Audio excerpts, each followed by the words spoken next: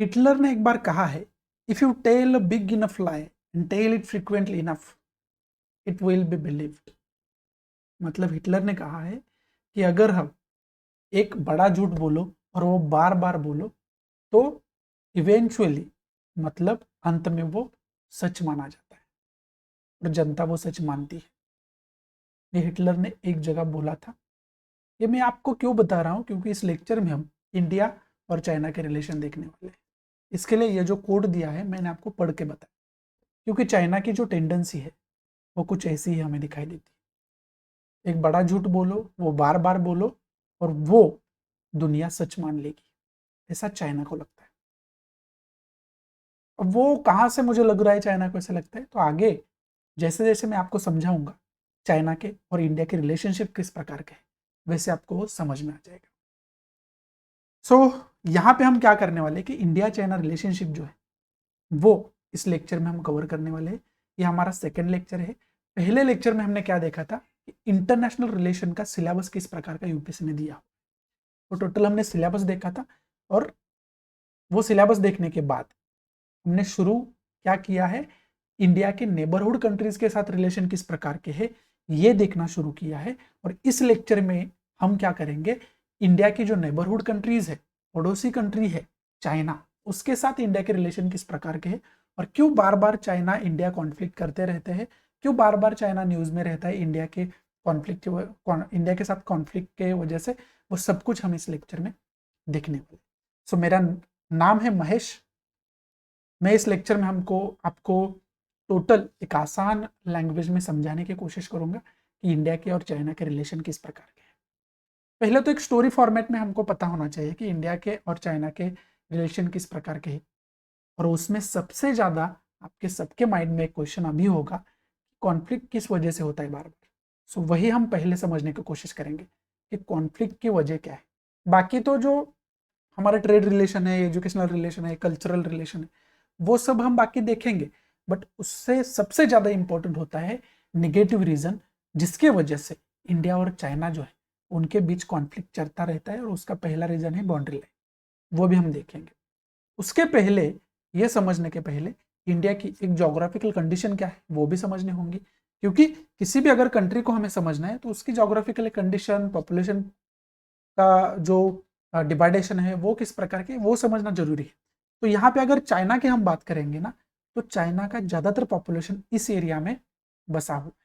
ये जो underline highlight करके दिया हुआ एरिया है, इस एरिया में ज्यादातर चाइनीज पॉपुलेशन दिखाई देती है। और बाकी अगर वेस्टर्न एरिया हम चाइना का देखेंगे तो इस एरिया में पॉपुलेशन है चाइना की, बट ना के बराबर है, मतलब बहुत ही कम पॉपुलेशन है। उसके साथ साथ और एक इंपॉर्टेंट बात है, यह है तिबेट का एरिया। अब ये तिबेट का एरिया क्यों आपको दिखा रहा हूँ, जोग्राफी के लिए ये तो इंपॉर्टेंट है। जोग्राफी में हर एक जगह हमें तिबेट के एरिया की पढ़ाई करनी पड़ेगी जोग्राफी करते समय। अगर किसने जोग्राफी की पढ़ाई की होगी तो उसको पता होगा। बट यहाँ पे तिबेट का जो एरिया आपको दिखा रहा हूँ किसी और रीजन से दिखा रहा हूँ, तो ये ध्यान में रखना सिर्फ तिबेट का एरिया जो मैंने आपको दिखाया। बट यहाँ पे क्वेश्चन है कि इसी एरिया में ज्यादातर पॉपुलेशन, इस ये जो एरिया है इसी एरिया में ज्यादातर पॉपुलेशन क्यों रहती है, जो लाल लाल जो पेन से हाईलाइट किया हुआ है एरिया है, तो इसकी भी एक वजह है। अगर हम चाइना की एक ओल्ड पॉपुलेशन, ओल्ड सिविलाइजेशन देखेंगे, जिसको हम शांग सिविलाइजेशन कहते हैं, बाकी भी दो तीन सिविलाइजेशन है इनकी, बट ज्यादा ओल्ड मानी जाती है वो है शांग सिविलाइजेशन। ये जो सिविलाइजेशन का उगम हुआ था, अपराइजिंग हुई थी, ये यहाँ से शुरू हुई। तो इसकी वजह से इनका जो कोस्टलाइन का एरिया है वो ज़्यादा डेवलप्ड एरिया हमें दिखाई पड़ता है, और इनकी जो कैपिटल है वो बीजिंग भी इसी एरिया में है। सो ये एक हिस्टोरिकल रीजन हम मान सकते हैं कि पॉपुलेशन ज़्यादा यहाँ पे, जो चाइनीज खुद को कहते हैं गर्व से, वो ज़्यादातर इस एरिया में रहते हैं, जो हाईलाइट आपको करके दिखाया। सो उसके बाद आते हैं हम बाकी जोग्राफिकल टोपोग्राफी पे। बाकी अगर देखेंगे तो तकलामकन डेजर्ट है, गोबी डेजर्ट है, बाकी कुछ माउंटेन्स है जो कि ब्लैक से मैंने हाईलाइट किए हैं। उसके साथ साथ कुछ नेचुरल रिसोर्स का एरिया अगर हम बात करेंगे, तो नेचुरल रिसोर्स का एरिया यहाँ पे यह महत्वपूर्ण एरिया है, क्योंकि यहाँ पे आयरन और कोल इनको इनको इनका पाया जाता है। ज़्यादातर आयरन और कोल जो है वो बाहर से लेते हैं, बट जो इनका खुद का पाया जाता है वो इस एरिया में पाया जाता है। इसके लिए नेचुरल रिसोर्सेज से रिलेटेड ये एरिया इंपॉर्टेंट है। बाकी भी एरिया में अलग अलग मिनरल्स पाए जाते हैं, बट यहाँ पे आयरन और कोल ज़्यादा पाए जाते हैं, इसके लिए ये इंपॉर्टेंट है। सो ये जो है वो जोग्राफिकल टोपोग्राफी है चाइना की। उसके बाद हमें समझना होगा कि इसकी जो पॉलिटिकल मैप है इसका वो किस तरह का है। अगर हम इसके पॉलिटिकल मैप की बात करेंगे तो जैसे हमारे यहाँ स्टेट्स है, उनके यहाँ प्रोविंसेस होते हैं, और 23 प्रोविंसेस टोटल चाइना में है। हमारे यहाँ कुछ स्टेट्स है, कुछ यूनियन टेरिटरीज है, उनके यहाँ पे कुछ ऐसे यूनियन टेरिटरीज जैसे एरियाज है जिसपे डायरेक्ट कंट्रोल कौन करता है, सेंट्रल गवर्नमेंट करती है, चाइनीज सेंट्रल गवर्नमेंट करती है। वो 4 प्लेसेस है, उसमें यहाँ पे हमें दिखाई देता है, यहाँ पे दिखाई दे रहा होगा आपको, बीजिंग है, तियानजिन है, शंघाई है, चोंकिन है। ये जो 4 एरिया है इन पे डायरेक्ट सेंट्रल का कंट्रोल होता है। इनको हम कैसे मान सकते हैं, जैसे हमारे यहाँ यूनियन टेरिटरीज होते, उनके यहाँ ये 4 एरियाज है, ये 4 सिटीज है। उसके साथ साथ जैसे कि यहाँ पे हांगकांग और मकाऊ का एरिया हाईलाइट किया हुआ है रेड से, वो जो हांगकांग और मकाऊ का एरिया है उन पे उनको एक स्पेशल स्टेटस दिया हुआ है, विशेष दर्जा दिया। जैसे कि हमारे यहाँ जो जम्मू एंड कश्मीर का एरिया है उनको एक स्पेशल स्टेटस दिया गया था आर्टिकल 370 के अंडर। अभी तो वो हटाया गया है, अभी वो यूनियन टेरिटरीज है, बट यहाँ पे ये जो हांगकांग और मकाऊ है इनको स्पेशल स्टेटस दिया हुआ। और इसमें से जो हांगकांग है ना, वो ज़्यादातर न्यूज़ में रहता है। उसका रीज़न क्या है, टोटल चाइनीज गवर्नमेंट जो है वो कम्युनिस्ट सरकार है, कम्युनिस्ट गवर्नमेंट है, बट हांगकांग में डेमोक्रेटिक गवर्नमेंट फॉलो की जाती है। सो आप यहाँ पे कहेंगे ये कैसे हो सकता है कि हांगकांग भी चाइना का ही पार्ट है, तो फिर यहाँ पे डेमोक्रेटिक और बाकी जब जगह कम्युनिस्ट गवर्नमेंट, ऐसा कैसे हो सकता है? ऐसा हो सकता है जब किसी एरिया को स्पेशल स्टेटस दिया जाता है। जैसे कि जम्मू कश्मीर के एक अलग कॉन्स्टिट्यूशन थी, अलग रूल्स एंड रेगुलेशंस थे, वैसे ही यहाँ पे हांगकांग के अलग रूल्स एंड रेगुलेशंस है, और वो खुद को डेमोक्रेटिक गवर्नमेंट मानती। मतलब चाइना में होके वो चाइना का पार्ट नहीं है, कुछ हद तक ऐसे हम कह सकते हैं। और यहाँ पे चाइना बार बार वहां पे बाकी रूल्स थोपने की कोशिश करता है, अलग अलग कानून बनाने की कोशिश करता है उनके खिलाफ, बट बार बार वो क्या करते हैं, उसके विरोध में खड़े हो जाते हैं, प्रोटेस्ट करते हैं। इसके वजह से हांगकांग जो है वो बार बार न्यूज में होता है। सो इसके लिए हांगकांग आपने इसके पहले भी देखा होगा कि ज्यादा न्यूज में रहता है, उसका रीजन वही है। उसके साथ साथ अगर हम देखेंगे तो ये जो कोस्ट लाइन का एरिया है, चाइना को जो तट मिला है, समुद्र तट मिला है, वो लगभग 18,000 किलोमीटर का समुद्र तट मिला है। और इसके वजह से जो ओशन नेचुरल रिसोर्सेस होते हैं, मतलब सी में मिलने वाले नेचुरल रिसोर्सेस है, मिनरल्स है, उसका फायदा चाइना को मिलता है। उसके साथ साथ अलग अलग तरीके से पोर्ट डेवलप करके वो इंटरनेशनली व्यापार करने के लिए उसका यूज कर सकता है, और उसके साथ साथ बाकी बेनिफिट्स भी ट्रेड से रिलेटेड वहां से मिलते रहते हैं। सो इसके लिए ये ज़्यादा इंपॉर्टेंट है कोस्ट लाइन का एरिया उनके इकोनॉमी के लिए। उसके साथ साथ अगर उनके पड़ोस मतलब चाइना जो है वो कितने देशों के साथ, कितनी कंट्रीज के साथ बाउंड्री लाइन शेयर करता है, तो 14 कंट्रीज के साथ चाइना जो है वो खुद की बाउंड्री लाइन शेयर करता है। इसमें अगर इस मैप में हम देखेंगे तो इस मैप में आपको दिखाई दे रहा होगा कि कौन कौन सी कंट्री चाइना के साथ बाउंड्री लाइन शेयर करती है। सो यहाँ पे अगर इंडिया की बात करेंगे तो इंडिया जो है, तो यहाँ पे इंडिया बाउंड्री लाइन शेयर करता है, और ये जो बाउंड्री लाइन इंडिया शेयर करता है वो लगभग 3,488 किलोमीटर की मीटर्स के लगभग से अच्छा है। करेक्टली अगर ये मेजरमेंट है तो वो करेक्टली मेजरमेंट 3,488 किलोमीटर का है। अभी यहाँ पे चाइना जो ये बाउंड्री लाइन शेयर करता है, इसी की वजह से तो हमारे और उनके बाउंड्री लाइन डिस्प्यूट्स है। अगर हम बाउंड्री लाइन ही शेयर नहीं करते तो डिस्प्यूट होने का कोई सवाल ही नहीं होता। मतलब जो बाउंड्री लाइन डिस्प्यूट्स होंगे वो ये जो हाईलाइट किया हुआ एरिया है यहाँ पे ही हमें दिखाई देंगे। अभी इसकी भी एक वजह है, चाइना की पहले से टेंडेंसी क्या रही है, हर एक एरिया जो हथिया सकता है चाइना, वो चाइना हथियाने की कोशिश करता है। वो फिर कौन सा भी एरिया होने दो, सिर्फ अगर वो किसी कमजोर कंट्री के हाथ में एरिया हो और चाइना वहां पे खुद का कोई बेनिफिट्स देखता है, तो वो जरूर चाइना हथियाने की कोशिश करेगा। उसके लिए उसके खुद के एक हिस्टोरिकल अलग थ्योरी देगा और उस थ्योरी में बताएगा कि ये एरिया हमारा ही है।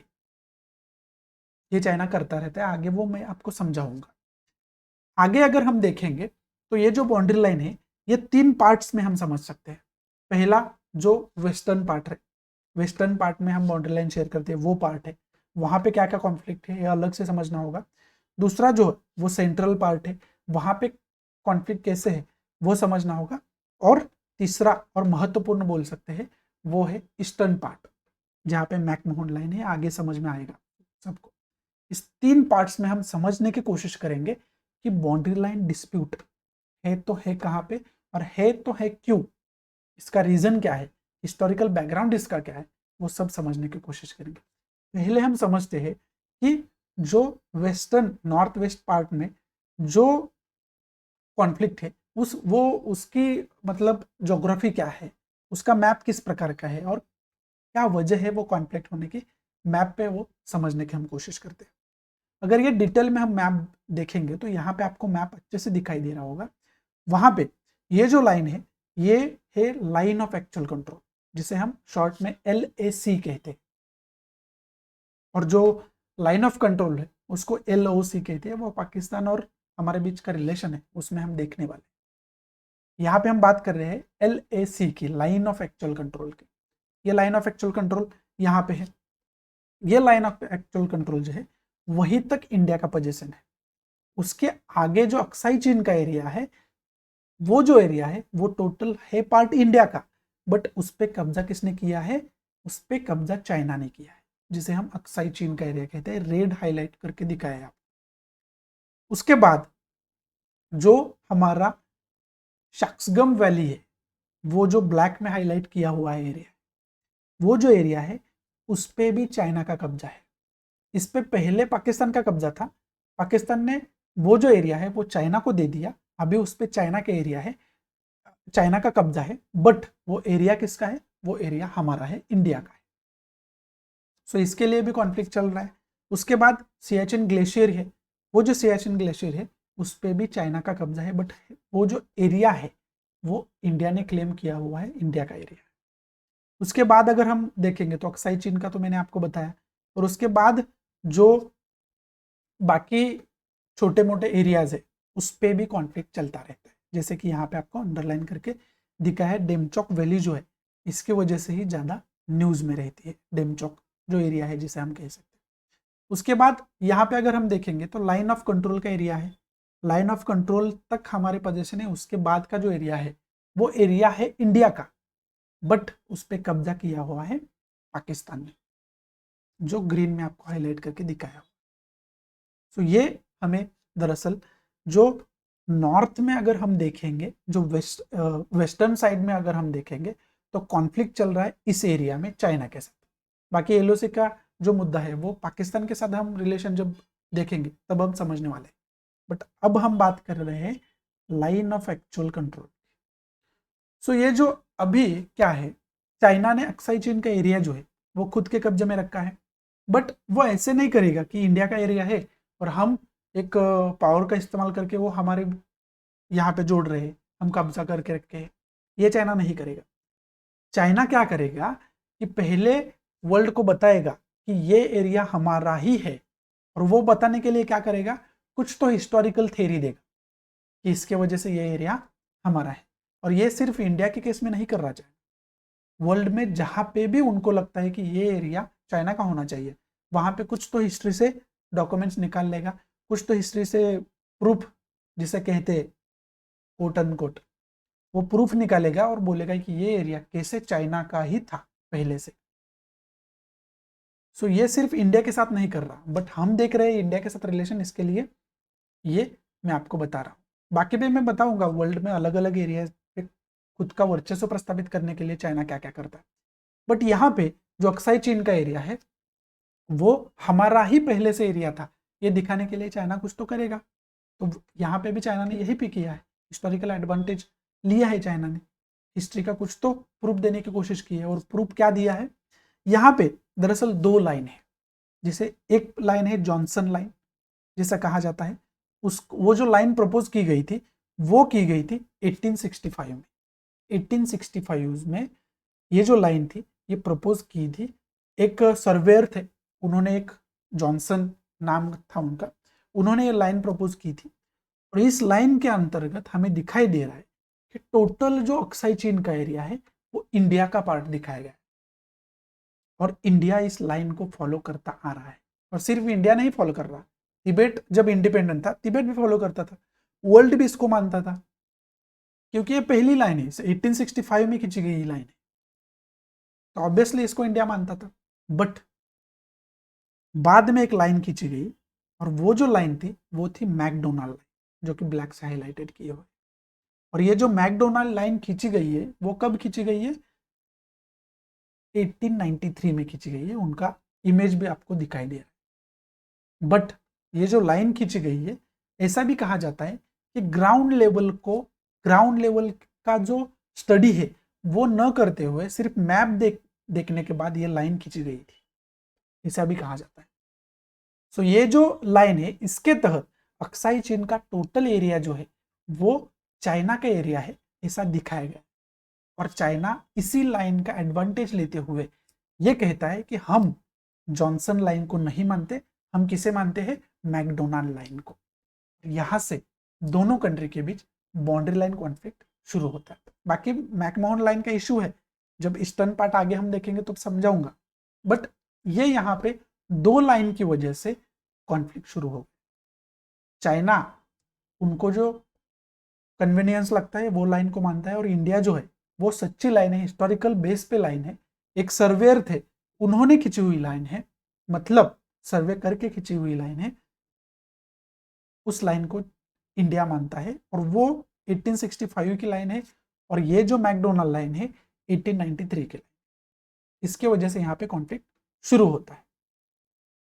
सो यहाँ पे चाइना, आपको समझ में आया कि चाइना क्या कर रहा है। यहाँ पे चाइना ये एरिया हथियाने के लिए हिस्टोरिकल उनके कन्वीनियंस से एक बेस दे रहा है, और वो बेस क्या है, मैकडोनाल्ड लाइन। सो ये यहाँ पे आपको मुझे समझाना था। इसके वजह से नॉर्थ वेस्टर्न पार्ट में जो कॉन्फ्लिक्ट चाइना के साथ चल रहा है इसके वजह से चल रहा है, और इसी आधार पे हमारा जो अक्साई चीन का एरिया है चाइना ने उस पर कब्जा करके रखा है। तो ये भी हमें समझने की जरूरत है। उसके बाद अगर टोटल हम बाउंड्री देखेंगे तो टोटल बाउंड्री में अगर हम देखेंगे तो ज़्यादातर न्यूज़ में रहने वाले और चाइना ने जिस जिसको हथियाया है वो एरिया कौन कौन से हैं, जैसे कि मैंने पहले एरिया आपको पहले बताया है, उसके बाद सियाचिन ग्लेशियर का एरिया है, सियाचिन ग्लेशियर का, उसके बाद जो एरिया है वो अक्साई चीन का एरिया है, बाकी छोटे मोटे जो डिस्प्यूटेड बॉर्डर के एरियाज है वो वहाँ पे दिखाई दिए है। उसके बाद जो सेंट्रल का पार्ट है उसमें भूटान में डोकलाम जगह है एक, वहाँ पे चाइना ने घुसपैठ करने की कोशिश की, वहाँ पे एक खुद के रोड बनाने की कोशिश की, तो वहाँ पे भी चाइनीज आर्मी और इंडियन आर्मी वहाँ पे भिड़ गए, और वहाँ पे भी कुछ जवान जो है हमारे वो शहीद भी हुए थे।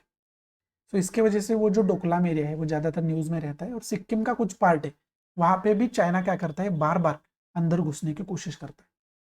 तो यहाँ पे जो आप तो कहेंगे ये तो भूटान का एरिया है डोकलाम, फिर इंडियन आर्मी वहाँ पे क्यों जा रही है, क्योंकि भूटान टोटली कई चीज़ों के लिए हमारे ऊपर डिपेंड है। सो इसके लिए ये हमारी ड्यूटी है कि भूटान को प्रोटेक्शन दे, उसके साथ साथ हमारा भी उसमें इंटरेस्ट है, वो आगे आपको समझाऊंगा मैं, डोकलाम को प्रोटेक्ट करने का, भूटान को प्रोटेक्ट करने का। उसके बाद आता है क्या, ये जो है मैकमोहन लाइन है, जिस मैकमोहन लाइन के अंडर क्या दिखाया गया है, अरुणाचल प्रदेश का टोटल एरिया जो है वो इंडिया का एरिया है और अभी इंडिया के कब्जे में है। बट चाइना इसको, ये जो मैकमोहन लाइन है, ये जो अंडरलाइन की है लाल रेड शाही से, ये जो मैकमोहन लाइन है चाइना नहीं मानता है। चाइना क्या कहता है कि अरुणाचल प्रदेश का जो टोटल एरिया है वो चाइना का एरिया है, और इसके लिए भी हिस्टोरिकल बेस देता है और खुद की एक लाइन कुछ तो बता देता है। इसके तहत अरुणाचल प्रदेश जो है वो टोटल हमारा है। और ये मानते हुए चाइना बार बार क्या करता है, ये जो अरुणाचल प्रदेश के अलग अलग एरियाज है उनको चाइनीज नाम देने की कोशिश करता है, अलग अलग चाइनीज नाम देने की कोशिश करता है। तो इसके वजह से यहाँ पे भी कॉन्फ्लिक्ट बार बार हमें दिखाई देते हैं। सो हमने समझने की क्या कोशिश करी, जो वेस्टर्न पार्ट है, 3 पार्ट थे, एक वेस्टर्न था, एक सेंट्रल था, एक ईस्टर्न था।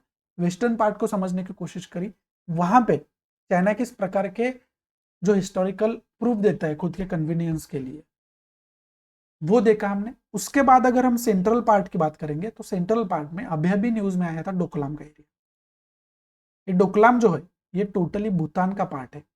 इसको गलती से भी मत ऐसे समझना कि ये इंडिया का पार्ट है, ये भूटान का पार्ट है।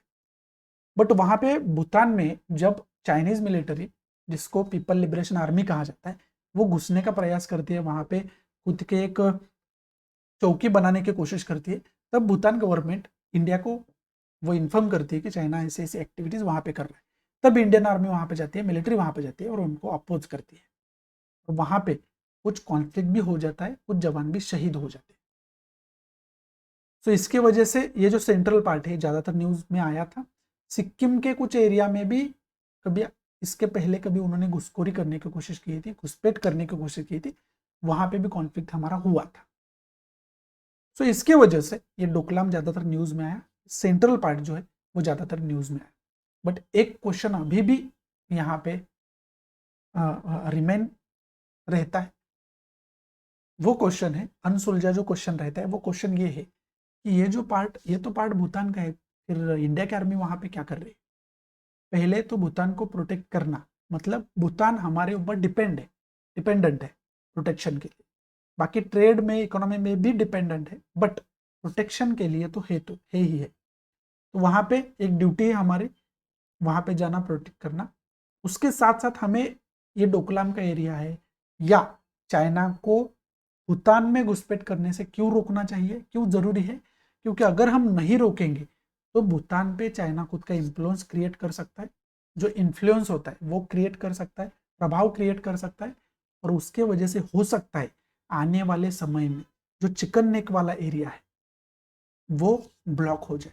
वहां पे टोटल ये जो अंडरलाइन किया है मैंने, वो टोटल ब्लॉक हो जाए। और अगर वो ब्लॉक होता है, वहां पे अगर चाइनीज गवर्नमेंट, चाइनीज आर्मी खुद का एक इन्फ्लुएंस क्रिएट करती है, वो ब्लॉक कर देती है, खुद का हथिया लेते हैं वो एरिया, तो ये जो ईस्टर्न स्टेट्स है, अरुणाचल प्रदेश है, आसाम है, मेघालय है, त्रिपुरा है, मणिपुर है, नागालैंड है, ये सब जो स्टेट्स है वो इंडिया से कट ऑफ हो सकते हैं। सो ये जो एरिया है ये इंडिया के लिए बहुत ही सेंसिटिव एरिया है। सो इसके वजह से भी हमें जरूरी है भूटान को प्रोटेक्ट करना और चाइनीज आर्मी को वहां पे अपोज करना, चाइनीज आर्मी के बीच का एक हर्डल बनना, ये हमारे लिए जरूरी है। ये सेंट्रल एरिया में जो कॉन्फ्लिक्ट चलता रहता है वो इसी की वजह से चलता रहता है। उसके बाद अगर हम बात करेंगे तो उसके बाद आता है मैकमोहन लाइन का एरिया। बट उसके पहले एक हम देख लेते हैं कि कहाँ कहाँ पे इंडिया के एरिया पे चाइनीज जो आर्मी है उनका कब्जा है, चाइनीज गवर्नमेंट का कब्जा है। तो पहले तो मैकमोहन लाइन जो मैंने बताई आपको, उसके बारे में अगर इंफॉर्मेशन देखेंगे तो यहाँ पे मैकमोहन लाइन है। इसका जो प्रपोज किया गया था, ये जो मैकमोहन लाइन प्रपोज की गई थी, ये दोनों लाइन के बाद की गई थी 1914 में। और वो जो ऑफिसर थे वो मैकमोहन, जो उनका नाम था, उन्हीं के नाम से, यहाँ पे ब्रिटिश ऑफिसर थे, उन्हीं के नाम से इसको मैकमोहन लाइन यहाँ पे कहा गया। और इसके बाद जैसे कि मैंने आपको बताया कि कहाँ कहाँ पे चाइना जो है वो, चाइना ने जो हमारे जो प्रदेश है वो हथिया लिए है, वो कौन कौन से, पहले तो अक्साई चीन हो गया, उसके बाद सियाचिन ग्लेशियर हो गया, उसके बाद जो एरिया पाकिस्तान ने चाइना को दिया है जो कि इंडिया का एरिया था, चक्सगम वैली जिसे हम कहते हैं, वो एरिया है, उस पर चाइना का कब्जा है। उसके बाद सिक्किम में कुछ एरियाज है, वहां पे चाइना कुछ हद तक अंदर आया हुआ है। उसके साथ साथ अरुणाचल प्रदेश में अगर हम बात करेंगे तो बार बार वहां पे घुसपैठ करने की कोशिश करता है, और अरुणाचल प्रदेश के अलग अलग प्लेसेस को वहां के चाइनीज नाम भी देता रहता है, जैसे कि वर्ल्ड को क्या लगे, दुनिया को क्या लगे कि ये जो एरिया है वो चाइना का एरिया है। इसी के लिए मैंने हिटलर का जो कोट आपको दिखाया था वो पढ़ के सुनाया था। जैसे कि एक डिक्टेटर कहता है वैसे ही ये बिहेवियर यहाँ पे करते हुए हमें दिखाई देते हैं। और उसके बाद ये बाउंड्री लाइन डिस्प्यूट होने के बाद दूसरा एक महत्वपूर्ण मुद्दा ये है कि वाटर डिस्प्यूट भी है, क्योंकि चाइना क्या करता है, जो रिवर चाइना से ओरिजिन होते हैं, चाइना मतलब तिब्बत से ओरिजिन होती है, उनके ऊपर डैम बिल्ड करता है और आगे भी बड़े बड़े डैम बिल्ड करने की उनकी योजना है। अब ये जो रिवर्स है वो इंडिया के स्टेट्स के लिए इंपॉर्टेंस रखती है, बहुत ही इंपॉर्टेंट रिवर्स है। वो रिवर्स कौन कौन सी है, वहां से जो ओरिजिन होती है वो रिवर्स है, यहाँ पे सिंधु रिवर्स है जो कि यहाँ पे आपको हाईलाइट करके दिखाई गई है, सिंधु रिवर। उसके बाद अगर हम देखेंगे तो सतलज रिवर है जो कि इंपॉर्टेंट रिवर है, और इन सबसे ज्यादा इंपॉर्टेंट है ब्रह्मपुत्र रिवर। बाकी भी छोटी छोटी रिवर्स यहाँ पे आपको घाघरा, गंडक, कोसी, यहाँ पे मानस है, सुबनसिरी है, यहाँ पे बाकी रिवर्स यहाँ पे दिखाई दे रही है। बट यहाँ पे चाइनीज गवर्नमेंट क्या करती है कि बार बार यहाँ पे डैम बनाने की कोशिश करती है। अगर यहाँ पे डैम बन गए तो इस रिवर के ऊपर जो डिपेंडेंट स्टेट्स है पानी के लिए, वो उनकी जो डिपेंडेंसी है उनको पानी ही नहीं मिलेगा, उसके वजह से वो खेती बाड़ी नहीं कर पाएंगे। तो इसके वजह से यहाँ पे अकाल पड़ सकता है, निगेटिव जो इफेक्ट्स है वो यहाँ पे जनता को भुगतने पड़ सकते हैं। ये पहली चीज होगी। दूसरी चीज, अगर बड़े बड़े डैम यहाँ पे बनाए जाते हैं, अगर बड़े बड़े डैम यहाँ पे बनाए जाते हैं तो क्या होगा, अगर मान लो भविष्य में कोई युद्धजन्य परिस्थिति निर्माण होती है तो क्या हो जाएगा, तो यहाँ पे जो डैम बने हुए हैं, ये जो पानी है यहाँ का, ये सब खुला छोड़ दिया जाएगा। या अगर खुला छोड़ दिया जाएगा तो यहाँ से ये जो बाढ़ है वो कहाँ पे आएगी, इन स्टेट्स में आएगी। बाकी यहाँ पे आप देख सकते हो, यहाँ पे सतलज रिवर का एरिया हम देख सकते हैं, यहाँ पे बाढ़ आएगी, उसके वजह से हमें ही नुकसान हो सकता है। अभी कुछ जगह चाइना ने जो है वो डैम बनाए हुए हैं, कुछ जगह भविष्य में फ्यूचर में बनाने की प्लानिंग है। तो अगर मान लो यहाँ पे डैम बनाया जाता है, यहाँ पे बनाया जाता है, यहाँ पे कुछ डैम्स बनाए जाते हैं जो कि बनाए हुए हैं, कुछ बनाए हुए हैं, कुछ बनाने वाले हैं, बट अगर मान लो इस सभी जगह डैम बड़े बड़े बनाए जाते तो बेनिफिट्स किसको होगा, 100% चाइना को होगा। दोनों सिचुएशन में, वॉर की सिचुएशन होगी तभी भी चाइना उसका बेनिफिट ले सकेगा, और अगर इंडिया को बर्बाद करना है, इकोनॉमी बर्बाद करनी है, उसकी जो खेती बाड़ी है वो बर्बाद करनी है, तो भी वो कर सकता है। तो इसके वजह से ये जो वाटर डिस्प्यूट है ये बार बार होता रहता है, और चाइना जो है वो अगर इस डैम के कुछ ऐसे फैसले लेता है तो इंडिया यहाँ पे अपोज करता रहता है। सो इसके लिए एक वाटर डिस्प्यूट जो है वो इस प्रकार का वाटर डिस्प्यूट है, ये भी हमें पता होना बहुत जरूरी है। उसके बाद अगर हम बात करेंगे तो उसके बाद सबसे इंपॉर्टेंट बात आती है कि इतना सारा डिस्प्यूट है, तो अगर हम बाउंड्री लाइन ही नहीं शेयर करते तो सबसे ज्यादा अच्छा होता। ऐसा लगने लगा होगा, मुझे भी लगा था जब मैं पढ़ाई कर रहा था, अगर हम बाउंड्री लाइन ही नहीं शेयर करते तो कितना अच्छा होता। बट हम कभी चाइना के साथ बाउंड्री लाइन शेयर नहीं करते थे। ये आपको सुन के ताज्जुब होगा, बट ये सच है कि चाइना के साथ हम कभी बाउंड्री लाइन, इतनी बड़ी बाउंड्री लाइन शेयर ही नहीं करते थे। जितनी अफगानिस्तान के साथ शेयर कर रहे हैं उतनी करी होती। बट यहाँ पे क्या हुआ, चाइना ने तिब्बत का इन्वेजन किया। मतलब हम बाउंड्री लाइन किसके साथ शेयर करते थे, तिब्बत के साथ शेयर करते थे, जिनके जो लीडर है, जिन्हें दलाई लामा कहा जाता है, वो इंडिया में रह रहे हैं, बट वो वहां से भागे हुए हैं, उनको तिब्बत छोड़ के भागना पड़ा था। 1950 में चाइना क्या करता है, तिब्बत का इन्वेजन करता है, तिब्बत को हथिया लेता है। उसके पहले तिब्बत इंडिपेंडेंट था। ये जो हाईलाइटेड किया हुआ एरिया है वो तिब्बत का एरिया है, और ये जो हाईलाइट किया हुआ है एरिया है वो अगर आप देखेंगे तो ये एरिया देख के आपको क्या लगता है, हम जो बाउंड्री लाइन आज चाइना के साथ शेयर करते हैं वो सिर्फ तिब्बत के साथ शेयर करते थे। बट चाइना ने तिब्बत को हथिया लिया, और वहां पे भी सेम स्ट्रेटेजी चाइना की यही थी कि तिब्बत हमारा ही हिस्सा है और वो हम लेके रहेंगे। तो यहाँ पे तिब्बत को उन्होंने ले लिया। मतलब तिब्बत के साथ बाउंड्री लाइन शेयर करना, इसका मतलब बाद में क्या हुआ, चाइना के साथ बाउंड्री लाइन शेयर कर रहे हैं, क्योंकि तिब्बत अब चाइना का हिस्सा है। सो यहाँ पे ये जो डिस्प्यूट की नींव है वो यहां से रखी गई 1950 के बाद से। सो ये होता है। और यहाँ पे ये जो तिब्बत का मुद्दा है तब वो ज्यादातर न्यूज का हिस्सा था, बट उससे भी ज्यादा महत्वपूर्ण बात ये हो गई कि ये जो दलाई लामा है तिब्बत के लीडर, उनको वहां से 1959 में भागना पड़ा और वो अमेरिका के मदद से, CIA की मदद से भारत में आए और भारत ने उनका स्वागत किया, उसके साथ साथ उनको रहने के लिए आश्रय भी दिया। अभी तक वो भारत में ही रह रहे हैं। 30 मार्च 1959 को वो भारत आए थे तिब्बत छोड़ के। सो ये सबसे ज्यादा इंपॉर्टेंट है। सो चाइना क्या करता है, चाइना एक तो तिब्बत को खुद का हिस्सा मानता है, तिब्बत तो हथिया लिया, बट ये जो तिब्बत के लीडर है इनको भी खत्म करना चाहता है।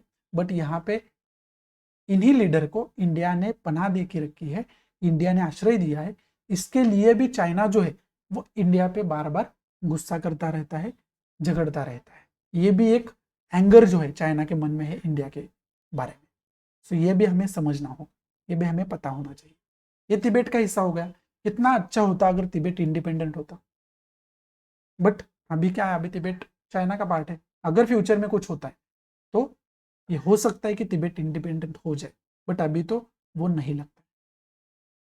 उसके बाद अगर हम बात करेंगे तो ये जो बॉर्डर लाइन कॉन्फ्लिक्ट है ये हमने देख लिया। उसके साथ साथ बाकी भी कुछ एक्टिविटी चाइना करता रहता है, उस एक्टिविटीज के वजह से ये दिखा सके चाइना कि ये कैसे चाइना का पार्ट है, ये कैसे इंडिया का पार्ट नहीं है। जैसे कि उन्होंने चाइना पाकिस्तान इकोनॉमिक कॉरिडोर जो है वो प्रपोज किया, बट उस कॉरिडोर में क्या था कि एक रोड बनाई जाएगी, वो डायरेक्ट पाकिस्तान को, पाकिस्तान के जरिए बाकी जो अफ्रीकन कंट्रीज है, सेंट्रल एशियन कंट्रीज है, उनके साथ जुड़ना, ट्रांसपोर्ट के लिए, व्यापार के लिए, ये इसका मकसद था और ये कॉरिडोर प्रपोज किया गया। बट यहाँ पे सबसे इंपॉर्टेंट बात है, ये जो कॉरिडोर जाएगा वो पाक ऑक्युपाइड कश्मीर से जाएगा और ये इसके लिए इंडिया ने अपोज किया हुआ है। इसका कारण ये है कि पाक ऑक्युपाइड कश्मीर अभी वो एरिया पाकिस्तान के कब्जे में भी होगा, तभी भी वो एरिया किसका है, इंडिया का है। और इंडिया के एरिया में इंडिया के मर्जी के खिलाफ चाइना कुछ भी नहीं कर सकता। सो ये सबसे ज्यादा इंपॉर्टेंट है जो चाइना यहाँ पे कर रहा है। इसके वजह से भी चाइना और इंडिया में कॉन्फ्लिक्ट है, एक शीत युद्ध है ऐसे हम बोल सकते हैं, कोल्ड वॉर जैसे कहते हैं। बाकी बेल्ट एंड रोड इनिशिएटिव तो आपको पता होगा। बेल्ट एंड रोड इनिशिएटिव अगर हम देखेंगे उसके तहत एक पुराना सिल्क रोड था, सिल्क रूट था, वो सिल्क रूट फिर से एक बार जोड़ने की चाइना कोशिश कर रहा है। उसके साथ साथ जो सी रूट है वो भी वहां पे जोड़ेगा चाइना और वहां पे अलग अलग पोर्ट्स के जरिए व्यापार करने की कोशिश करेगा और बाकी कंट्री को खुद से जोड़ेगा। बट चाइना की दूसरी एक पॉलिसी रही है। बाकी ये जो बीच में दिया है वो मैंने चाइना पाकिस्तान इकोनॉमिक कॉरिडोर का एरिया दिया है। बाकी जो रेड में है वो जो मैप है वो इनका मैप है बेल्ट एंड रोड इनिशिएटिव का। बट यहाँ पे अलग अलग कंट्री को पोर्ट डेवलप करने के लिए चाइना बोलेगा, बट कुछ कंट्रीज यहाँ पे पुअर भी, तो उनको चाइना क्या बोलेगा कि हम आपको कर्जा देते हैं, आप वहाँ पे पोर्ट डेवलप करो, आपके पॉपुलेशन के लिए भी एक एम्प्लॉयमेंट जनरेट वहाँ पे होगी और आप भी अच्छे से आपके देश का विकास कर सकोगे। बट चाइना ऐसे नहीं करता। इनका इंटेंशन क्या होता है, ये कर्जा देंगे बट ये कर्जा ऐसा देंगे कि अगली जो कंट्री है, सामने वाली जो कंट्री है, जो लेने वाला है, वो कर्जा कभी चुकता नहीं कर पाएगा। और अगर वो कंट्री वो कर्जा नहीं चुकता कर पाती है तो वो जो पोर्ट डेवलपमेंट चाइना ने की हुई है वो पोर्ट टोटल चाइना ले लेगा। और ये मेरे मन से नहीं बोल रहा मैं, ये श्रीलंका में हुआ है। श्रीलंका का जो ये एक पोर्ट है, कोलंबो सिटी के डेवलपमेंट के नाम पे श्रीलंका को कर्ज दिया चाइना ने और कर्ज देता रहा। बाद में श्रीलंका जब वो कर्जा चुकता करने के लिए असफल रहता है तो कोलंबो सिटी जो है वो उस वहां पे जो पोर्ट है उसे मुझे लगता है टोंकिन पोर्ट, टोंकिन नहीं, उसका नाम मुझे याद नहीं आ रहा। वो जो कोलंबस सिटी का पोर्ट है, वो पोर्ट टोटली 100 ईयर के लीज पे ले लेता है। मतलब क्या होगा, वो पोर्ट उसके बाद से चाइना का हो जाएगा। ये 100% है। अभी हमें क्या लग रहा है कि लीज पे तो लिया है, श्रीलंका को भी यही लग रहा है कि लीज पे तो लिया है, बाद में ये श्रीलंका की है। बट इनकी एक दूसरी एक स्ट्रेटेजी ये है, जैसे कि एखादा जो एखादा एरिया जो होता है वो हथियाने के लिए क्या करते हैं, ये अलग अलग तरीके से हिस्टोरिकल थ्योरीज देते हैं, झूठ पे झूठ बोलते हैं ताकि वो सच लगने लगे। वैसे ही इनकी दूसरी एक थ्योरी है कि अगले सामने वालों को इतना कर्ज दो, इतना कर्जा दो कि वो चुकता ना कर सके, और अगर वो चुकता नहीं करता है तो क्या करो, जो हमारे लिए बेनिफिशियल एरियाज है उन पे कब्जा कर लो,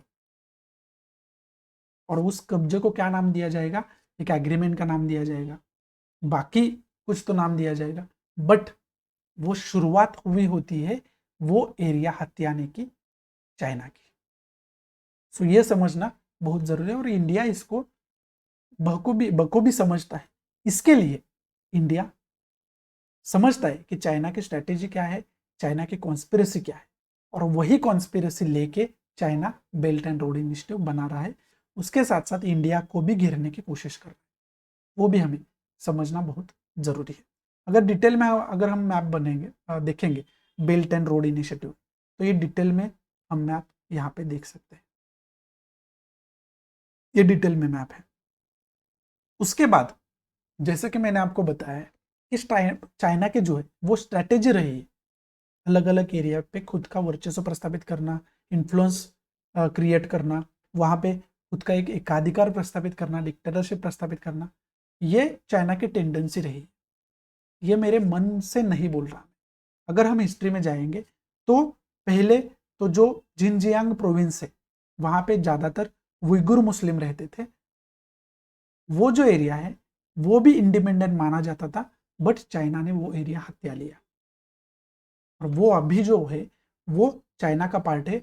और वहाँ के जो उइगुर मुस्लिम है बार बार इसका विरोध करते रहते हैं, बट इन्होंने हर बार उनका ऑपरेशन सप्रेशन किया, उनका शोषण किया हुआ है, और उनका जिनोसाइड भी किया है, ऐसे भी इल्जाम चाइना पे लगते रहे। बट वो अभी चाइना का हिस्सा है, जैसे बाकी एरिया को हथियार लेने की कोशिश करता है, हथियार लिया है, वैसे ही वहां पे उन्होंने किया, चाइना ने किया। उसके बाद नंबर आया था तिब्बत का, जिसके दलाई लामा अभी हमारे यहाँ आश्रित है, तिब्बत को हथियार लिया। उसके बाद एक एरिया है जिसे हम ताइवान कहते हैं। ताइवान जो है वो खुद को एक कंट्री मानते हैं, वो एक डेमोक्रेटिक कंट्री खुद को मानते हैं, बट चाइना क्या कहता है कि ताइवान जो है वो भी हमारा ही एरिया है, और आज ना कल वो हम ले लेंगे। और उसके लिए जो भी चाइना के साथ रिलेशन रखेगा उसको चाइना कहता है कि आपको सिर्फ हमारे साथ रिलेशन रखने हैं, ताइवान के साथ अगर आपको रिलेशन रखने हैं तो हमारे साथ आप कोई भी रिलेशन नहीं रखोगे, या हम आपके साथ कोई भी रिलेशन नहीं रखेंगे, आपको सिर्फ फिर ताइवान के साथ ही रिलेशन रखने हैं। सो इसके वजह से कोई भी कंट्री आज तक ताइवान के साथ एक रिलेशन डेवलप नहीं कर पाई, कंट्री की तरह रिलेशन डेवलप नहीं कर पाई। मतलब चाइना ये कहता है कि ताइवान कोई भी कंट्री नहीं है, ये हमारा एरिया है, और आज ना कल ये हमारे अंडर आ जाएगा। अभी अगर चाइना की हिस्ट्री हम देखेंगे तो वहां पे दो गुट थे, एक डेमोक्रेटिक था, एक कम्युनिस्ट था। वहां पे अगर जो सरकार आती है वो कम्युनिस्ट सरकार आती है, उसके लिए जो डेमोक्रेटिक पीपल्स थे उनको भागना पड़ता है वहां से, और वो वहां से भाग के ताइवान में जाके बसते हैं, और ताइवान में ही एक ताइवान जो वहां पे दिख रहा है आपको यहाँ पे अंडरलाइन किया हुआ है, वो एक कंट्री स्थापित करते हैं। बट चाइना जो है वो बाद में इसको भी अपना ही हिस्सा बताता है, जो अब तक बताता आ रहा है, और फ्यूचर में कभी ना कभी चाइना ये हथियार लेगा ही लेगा, ये 100% श्योर है। इसके बाद और चाइना क्या करता है, और चाइना, अगर आपको साउथ चाइना कॉन्फ्लिक्ट सी आपने बार बार न्यूज में देखा होगा, पढ़ा भी होगा या इसके बारे में, ये जो साउथ चाइना सी है ये भी चाइना खुद का एरिया है ऐसे बताता है। हालांकि इंटरनेशनल कोर्ट ऑफ जस्टिस ने इनको बताया है, चाइना को फटकार भी लगाई है इसके बारे में, बट चाइना किसी को भी नहीं मानता। चाइना सिर्फ ये करने की क्या करने की कोशिश करता है, साउथ चाइना सी जो है वो टोटल चाइना का पार्ट है और वहां पे चाइना का ही इन्फ्लुएंस रहेगा, ये जताने की कोशिश करता है। फिर से वही बात आ गई, एक बड़ा झूठ बोलो, बार बार वो झूठ बोलो, ताकि बाद में दुनिया जो है उस पर ट्रस्ट करने लगेगी। वही चाइना यहाँ पे भी करने की कोशिश कर रहा है। इसके वजह से बाकी जो साउथ चाइना सी के सराउंडिंग कंट्रीज है, उनके जो अधिकार है वहां पे चाइना उनके अधिकार सप्रेस करने की कोशिश करता है। इसके लिए ही इंटरनेशनल कोर्ट ऑफ जस्टिस में ये जो मुद्दा है वो गया था।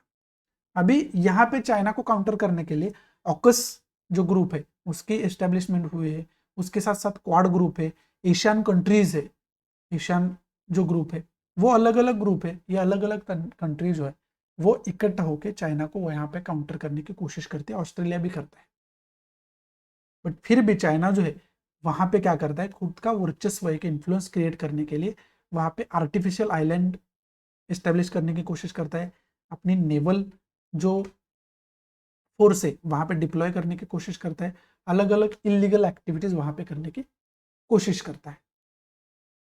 और ये जो साउथ चाइना सी है इसके ऊपर मैंने अलग से एक लेक्चर बनाया हुआ है, इसका लिंक जो है वो डिस्क्रिप्शन बॉक्स में मैंने दिया है। अभी यहाँ पे जो है ना वो ये जो साउथ चाइना सी का एरिया है वो सिर्फ चाइना के लिए है या सिर्फ इस सराउंडिंग कंट्रीज के लिए इंपॉर्टेंट नहीं है। ये जो एरिया है वो टोटल वर्ल्ड के लिए इंपॉर्टेंट है, क्योंकि वर्ल्ड का 60% जो ट्रेड चलता है, इंटरनेशनल ट्रेड चलता है, वो ये यहाँ से ही चलता है। और वहाँ पे मलक्का स्ट्रीट है, बाकी छोटी छोटी स्ट्रीट्स है, खाड़ीज जिसको बोलते हैं, वो सबसे ज़्यादा इंपॉर्टेंट मानी जाती है ट्रेड के लिए। और वो सिर्फ इन कंट्रीज के लिए नहीं है, वर्ल्ड के बाकी कंट्रीज के लिए भी इंपॉर्टेंट है, जैसे कि अमेरिका है, यूरोपियन कंट्रीज है, साउथ अमेरिकन कंट्रीज है, उनके लिए भी ये इंपॉर्टेंट है। इसके लिए वो भी कंट्रीज ये नहीं चाहती कि किसी भी तरीके से चाइना का यहाँ पे इन्फ्लुएंस क्रिएट हो, चाइना ये एरिया जो है वो हथिया ले, खुद के अंडर में ले ले। अगर वैसा होता है तो इस सब का जो घाटा है ये सब कंट्रीज को होगा, टोटल वर्ल्ड को होगा, और फायदा सिर्फ चाइना को होगा। और ये चाइना को अच्छे तरीके से पता है, इसके लिए चाइना ये कोशिश करने की कोशिश करता है, मतलब एक एक्टिविटीज जो है वो करने की कोशिश करता है, खुद का एक इन्फ्लुएंस इम्पोज करने की कोशिश करता है। और उसको इंडिया भी अपोज करता ही रहता है, क्योंकि इंडिया के भी ट्रेड पे, इकोनॉमी पे इसका बुरा असर होगा ही होगा। सो ये हमें यहाँ पे पता होना जरूरी है। बट ये सब होने के बावजूद हमें ये भी देखना होगा कि इंडिया के जो प्राइम मिनिस्टर है, इंडिया के जो प्रेसिडेंट्स है, बाकी इंपॉर्टेंट जो पोस्ट है इंडिया के, उन्होंने क्या प्रयास किए चाइना के साथ रिलेशन बनाने के, तो ये भी हमें देखना जरूरी है। अगर हम देखेंगे तो उसमें सबसे इंपॉर्टेंट बात यह है, नेहरू जी के पीरियड्स में 1954 में चाइना के साथ हमने एक पंचशील एग्रीमेंट किया था, वो सबसे ज्यादा महत्वपूर्ण रहता है। और वो जो पंचशील एग्रीमेंट किया था हमने, वैसे तो 1950 में अगर इंडिया एक कंट्री करके उभर रहा था, कंट्री बन के उभर रहा था, तब जो नॉन कम्युनिस्ट कंट्री थी वो इंडिया पहली कंट्री थी जिसने चाइना के साथ एक बायलैटरल रिलेशंस बनाए, मतलब चाइना को एक कंट्री का दर्जा दिया।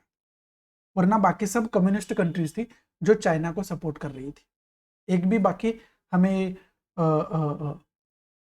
डेमोक्रेटिक कंट्री नहीं दिखती जो चाइना के साथ बायलैटरल रिलेशंस एस्टेब्लिश करती है, वो पहली इंडिया ये कंट्री थी।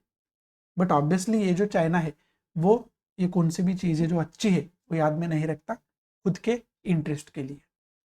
सो यहाँ पे नेहरू जी के पीरियड में क्या होता है, एक पंचशील एग्रीमेंट होता है। वो पंचशील एग्रीमेंट कब हुआ था, जैसे कि ये एग्रीमेंट 28 अप्रैल 1954 को हुआ था। अभी ये जो एग्रीमेंट है उसमें 5 प्रिंसिपल दिए हुए हैं, इसके लिए भी इसको पंचशील एग्रीमेंट कहा जाता है। और ये जो पंचशील एग्रीमेंट है बाकरानंगल डैम जहाँ पे है वहां पे साइन हुआ था, वहां पे एक बड़ा सा पत्थर है, उसके ऊपर भी ये जो 5 प्रिंसिपल है वो गोद के रखे हुए हैं। ये जो पत्थर है वो यहाँ पे आपको दिखाया है। सो ये 1954 में इंडिया के साथ एग्रीमेंट होता है, और एग्रीमेंट होने के बाद कुछ ही समय के बाद चाइना इसी एग्रीमेंट का वॉयलेशन करता है, जो कि इसकी हर एक बार की टेंडेंसी है चाइना की। और उसमें सबसे ज्यादा महत्वपूर्ण इंपॉर्टेंट जो प्रिंसिपल था वो ये था, mutual non interference in each others internal affairs. मतलब क्या कि एक दूसरे के निजी अफेयर्स में हम दखल अंदाजी नहीं देंगे, तो इसका उल्लंघन करता है। उसके साथ साथ ये जो पंचशील एग्रीमेंट है उसमें जो प्रिंसिपल्स दिए हुए थे, वो प्रिंसिपल क्या क्या दिए हुए थे, अगर उस प्रिंसिपल की हम बात करेंगे तो पहला प्रिंसिपल था mutual respect for each others territorial integrity and sovereignty. एक दूसरे की टेरिटोरियल इंटीग्रिटी एंड सॉवरेनिटी का हम क्या करेंगे, रिस्पेक्ट करेंगे। उसके बाद यहाँ पे जो कि वॉयलेशन उसका किया था, वो इंटरनल अफेयर में दखलंदाजी नहीं देंगे। उसके बाद equal and mutual benefit working relations, मतलब एक दूसरे के रिलेशन, एक दूसरे को बेनिफिट्स इक्वली देने की हम कोशिश करेंगे, वैसे रिलेशन रखेंगे। म्यूचुअल नॉन एग्रेशन, मतलब एक दूसरे के तरफ एग्रेशन नहीं दिखाएंगे।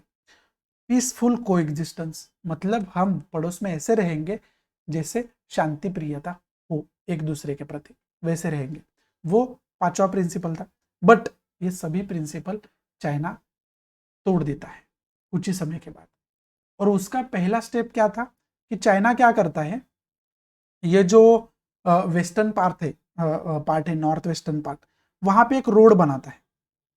ये जो रोड था, ये रोड इस तरीके से था, यहाँ पे दिखाया मैंने हाईलाइट करके। यहाँ से एक रोड बनाता है, और इसकी कुछ भी खबर इंडियन गवर्नमेंट को नहीं थी, इंडियन आर्मी को, मिलिट्री को, किसी को नहीं थी। ये टोटल रोड बनाता है। वो रोड बनाने का रीजन ये था कि जो चाइनीज आर्मी है, जिसे पीपल लिबरेशन आर्मी कहा जाता है, ये जो एरिया है वो तब चाइना के ही अंडर में था, चाइना का ही एरिया था। उस एरिया से अगर चाइना को यहाँ पे आना होगा तो चाइना को यहाँ से घूम के आना पड़ता था। तो इसके वजह से चाइना ने क्या किया कि बीच में से एक रोड बना दिया ताकि डिस्टेंस कम हो जाए। वो एक रीजन था। दूसरा रीजन क्या था कि ये जो एरिया है उनको ऑब्वियसली पता था ये इंडिया का एरिया है, फिर भी अगर ऐसा वो करते हैं तो बाद में जो एरिया है वो चाइना का माना जाए।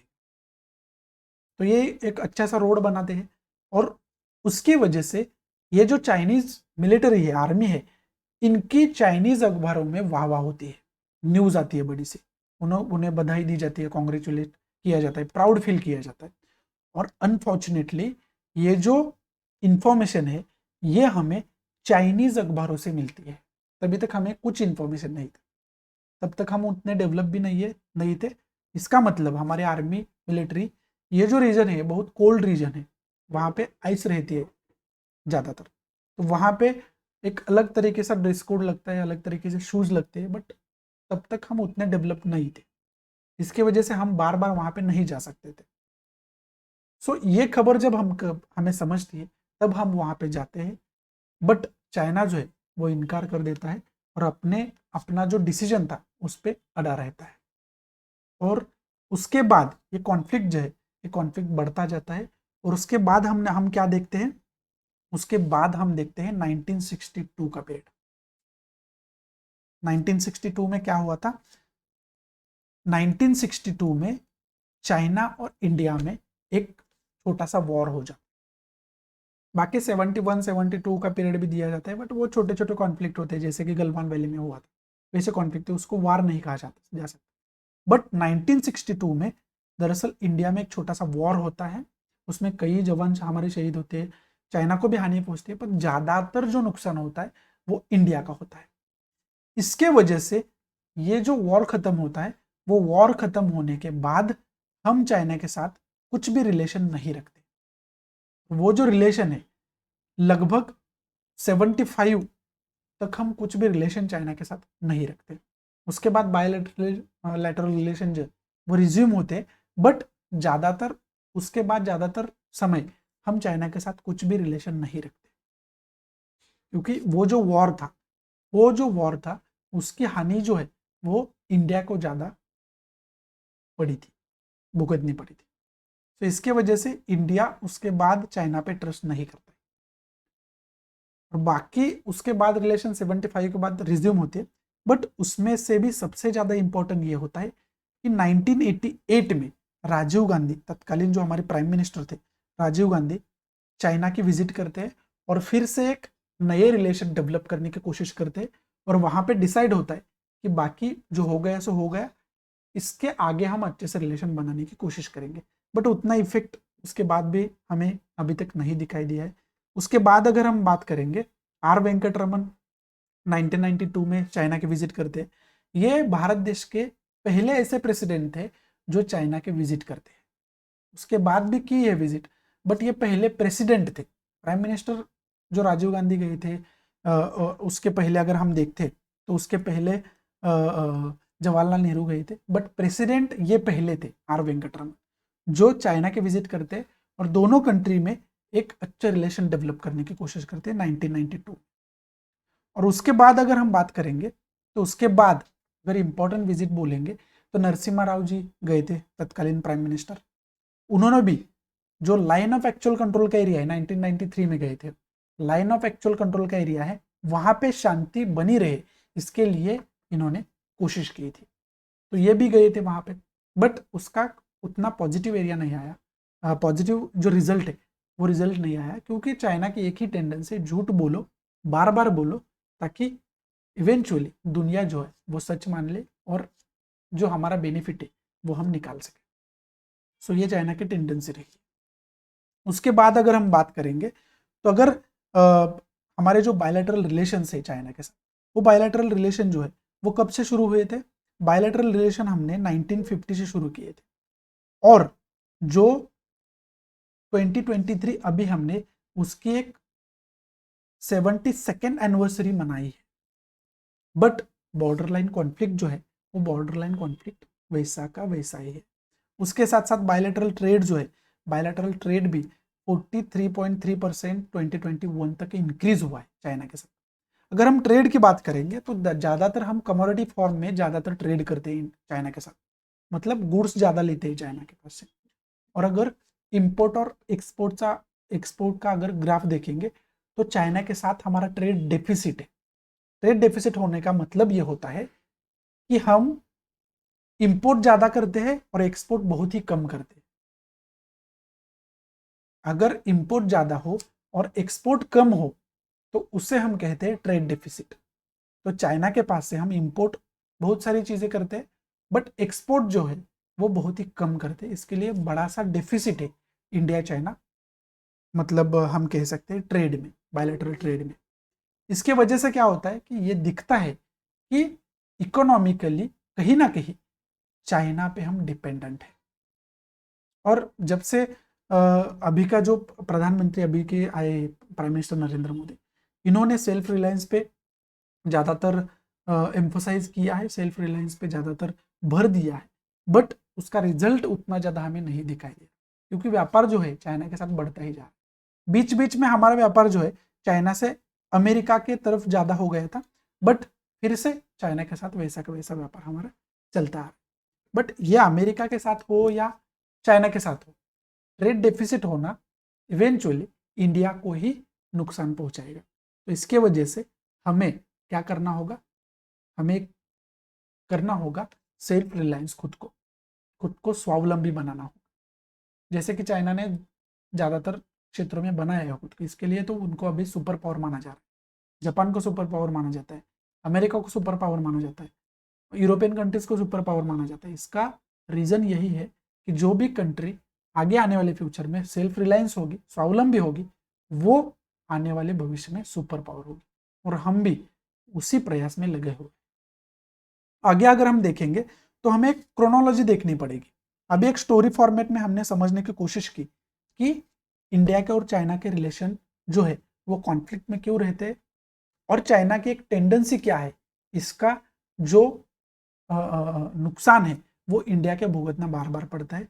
इंडिया को चाइना जो है वो बार बार क्यों त्रास, जिसे हम कह सकते हैं दिक्कत देता है, वो चाइना के टेंडेंसी हमने समझने की कोशिश की कि चाइना सिर्फ इंडिया को दिक्कत नहीं देता, चाइना के जहां जहां पे इंटरेस्ट है वहां पे सभी कंट्री को समय आए तो वर्ल्ड को भी, मतलब वक्त पड़े तो वर्ल्ड को भी वो दिक्कत देने के लिए तैयार रहता है। ये टेंडेंसी हमने चाइना के समझने की कोशिश की। अब एक क्रोनोलॉजी देख लेते ताकि एक हिस्ट्री से लेके आज तक हमने क्या क्या प्रयास किए हैं, चाइना की तरफ से क्या क्या रिएक्शंस मिले, ये सब हमें समझ आ सके। पहले तो 1950 से शुरुआत होगी। 1950 से शुरुआत क्यों होगी? क्योंकि 1950 से ही हमने शुरुआत की ही बायलैटरल ट्रेड चाइना के साथ एस्टेब्लिश करने की। सो अप्रैल 1, 1950 में हम घोषित करते हैं कि चाइना के साथ एक bilateral relation, diplomatic relations India के होंगे। मतलब चाइना को जब बाकी कंट्रीज देश नहीं मान रहे थे, तब हमने चाइना को देश माना था। ये शायद चाइना भी भूल चुका है। तो जिस कंट्री को कंट्री माना जाता है उसी के साथ डिप्लोमेटिक रिलेशन अदर कंट्रीज बनाती है। तब चाइना के साथ कोई भी बनाने को तैयार नहीं था, क्योंकि चाइना को कोई देश ही मानने को तैयार नहीं था। कुछ कम्युनिस्ट कंट्रीज थे वही मानते थे, बाकी कोई नहीं मानता था। डेमोक्रेटिक कंट्री अगर कोई पहली होगी तो वो इंडिया है, जिन्होंने इनको देश माना। डिप्लोमेटिक रिलेशन, बायलैटरल रिलेशन हमने डेवलप किए। इसके लिए यहाँ पे दिया भी गया है, India was the first country. 1955 में क्या होता है? जैसे कि 1954 में हमने देखा था पंचशील एग्रीमेंट होता है। उसके कुछ ही समय बाद इंडिया ने क्या क्या चाइना ने क्या क्या किया था देखा। उसके बीच में 1955 में Asian African conference in Bandung, Indonesia में एशियन अफ्रीकन कॉन्फ्रेंस होती है। उसमें 29 कंट्रीज पार्टिसिपेंट्स थे, उसमें चाइना और इंडिया भी थे। और वहां पे सॉलिडरिटी, फ्रेंडशिप एंड कोऑपरेशन, इसके ऊपर डिस्कशन हुआ था, सहमति भी हुई थी। बट फिर से चाइना क्या करता है? फिर से चाइना वो सब कुछ तोड़ देता है और खुद की जो आइडियोलॉजी है वो इम्पोज करता है, खुद का जो एक झूठ है वो इम्पोज करने की कोशिश करता है। उसके साथ साथ नॉन अलाइंड मूवमेंट थे, उसके ऊपर भी जो है वो सहमति हुई दो दो कंट्री की। उसके साथ साथ सितंबर 1961 द फर्स्ट नाम समिट हेल्ड हो गई, मतलब ली गई यूगोस्लाविया में। तो वहां पे भी इसका एक अलग तरीके का महत्व नाम समिट का रखता है। बट चाइना, उनके बीच में आने वाली कोई कंट्री हो, कोई ग्रुप हो, कोई इंटरनेशनल ऑर्गेनाइजेशन हो, कोई भी हो, उनको मानता नहीं है। इंटरनेशनल कोर्ट ऑफ जस्टिस को नहीं मानता, तो बाकी तो कौन है? तो ये भी हमें समझना होगा। उनके जो बेनिफिट्स है, उनको जो रिजल्ट चाहिए वो फुलफिल करने के लिए, वो आ, आ, आ, लाने के लिए चाइना कुछ भी कर सकता है। सो 1962 में क्या होता है? बॉर्डर कॉन्फ्लिक्ट होता है, मतलब वॉर जिसे छोटा सा कहते हैं हम, वो होता है। इसके वजह से उसके बाद ज्यादातर समय चाइना के साथ इंडिया के कुछ भी रिलेशन नहीं रहते, क्योंकि चाइना ने एक तरीके से धोखा दिया था हमें। तो इसके वजह से हमारे रिलेशन कुछ भी उनके साथ नहीं रहते। और जैसे कि मैंने आपको कहा 1975 तक हम ये लेके चलते हैं कि चाइना के साथ कुछ भी रिलेशन नहीं रखेंगे। बट 1976 में एक डेवलपमेंट होती है और उसमें एम्बेसडरियल जो रिलेशन है वो री एस्टेब्लिश किए जाते हैं चाइना के साथ। उसके बाद इंपॉर्टेंट एक घटना क्या होती है कि 1988 में, जैसे कि मैंने आपको बताया आगे पहले ही, राजीव गांधी जो है वो चाइना के विजिट करते हैं, बायलैटरल रिलेशन रिज्यूम करते हैं। उसके बाद बाउंड्री लाइन इशू पे कुछ हो सकता है ये देखते हैं, उस डेवलपमेंट पे भी डिस्कशन करते हैं, बट उसका रिजल्ट इतना पॉजिटिव नहीं निकलता। उसके बाद 1992 में, अभी यहाँ पे जो भी प्राइम मिनिस्टर विजिट करेगा, जो भी प्रेसिडेंट विजिट करेगा, ये आज के प्रधानमंत्री मोदी तक, ये सब इसके ऊपर डिस्कस करेंगे।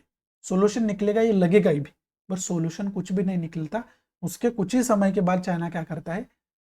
वहां पे कुछ तो डिप्लोमेसी करने की ट्राई करता है, कुछ तो कॉन्स्पिरेसी करने की ट्राई करता है, और कॉन्फ्लिक्ट बढ़ता रहता है। वैसे ही हिस्ट्री से चलता आ रहा है। तो 1992 में आर वेंकट रमन जो है प्रेसिडेंट इंडिया के, वो विजिट करते हैं, first Indian president to visit China, जो मैंने आपको पहले बताया।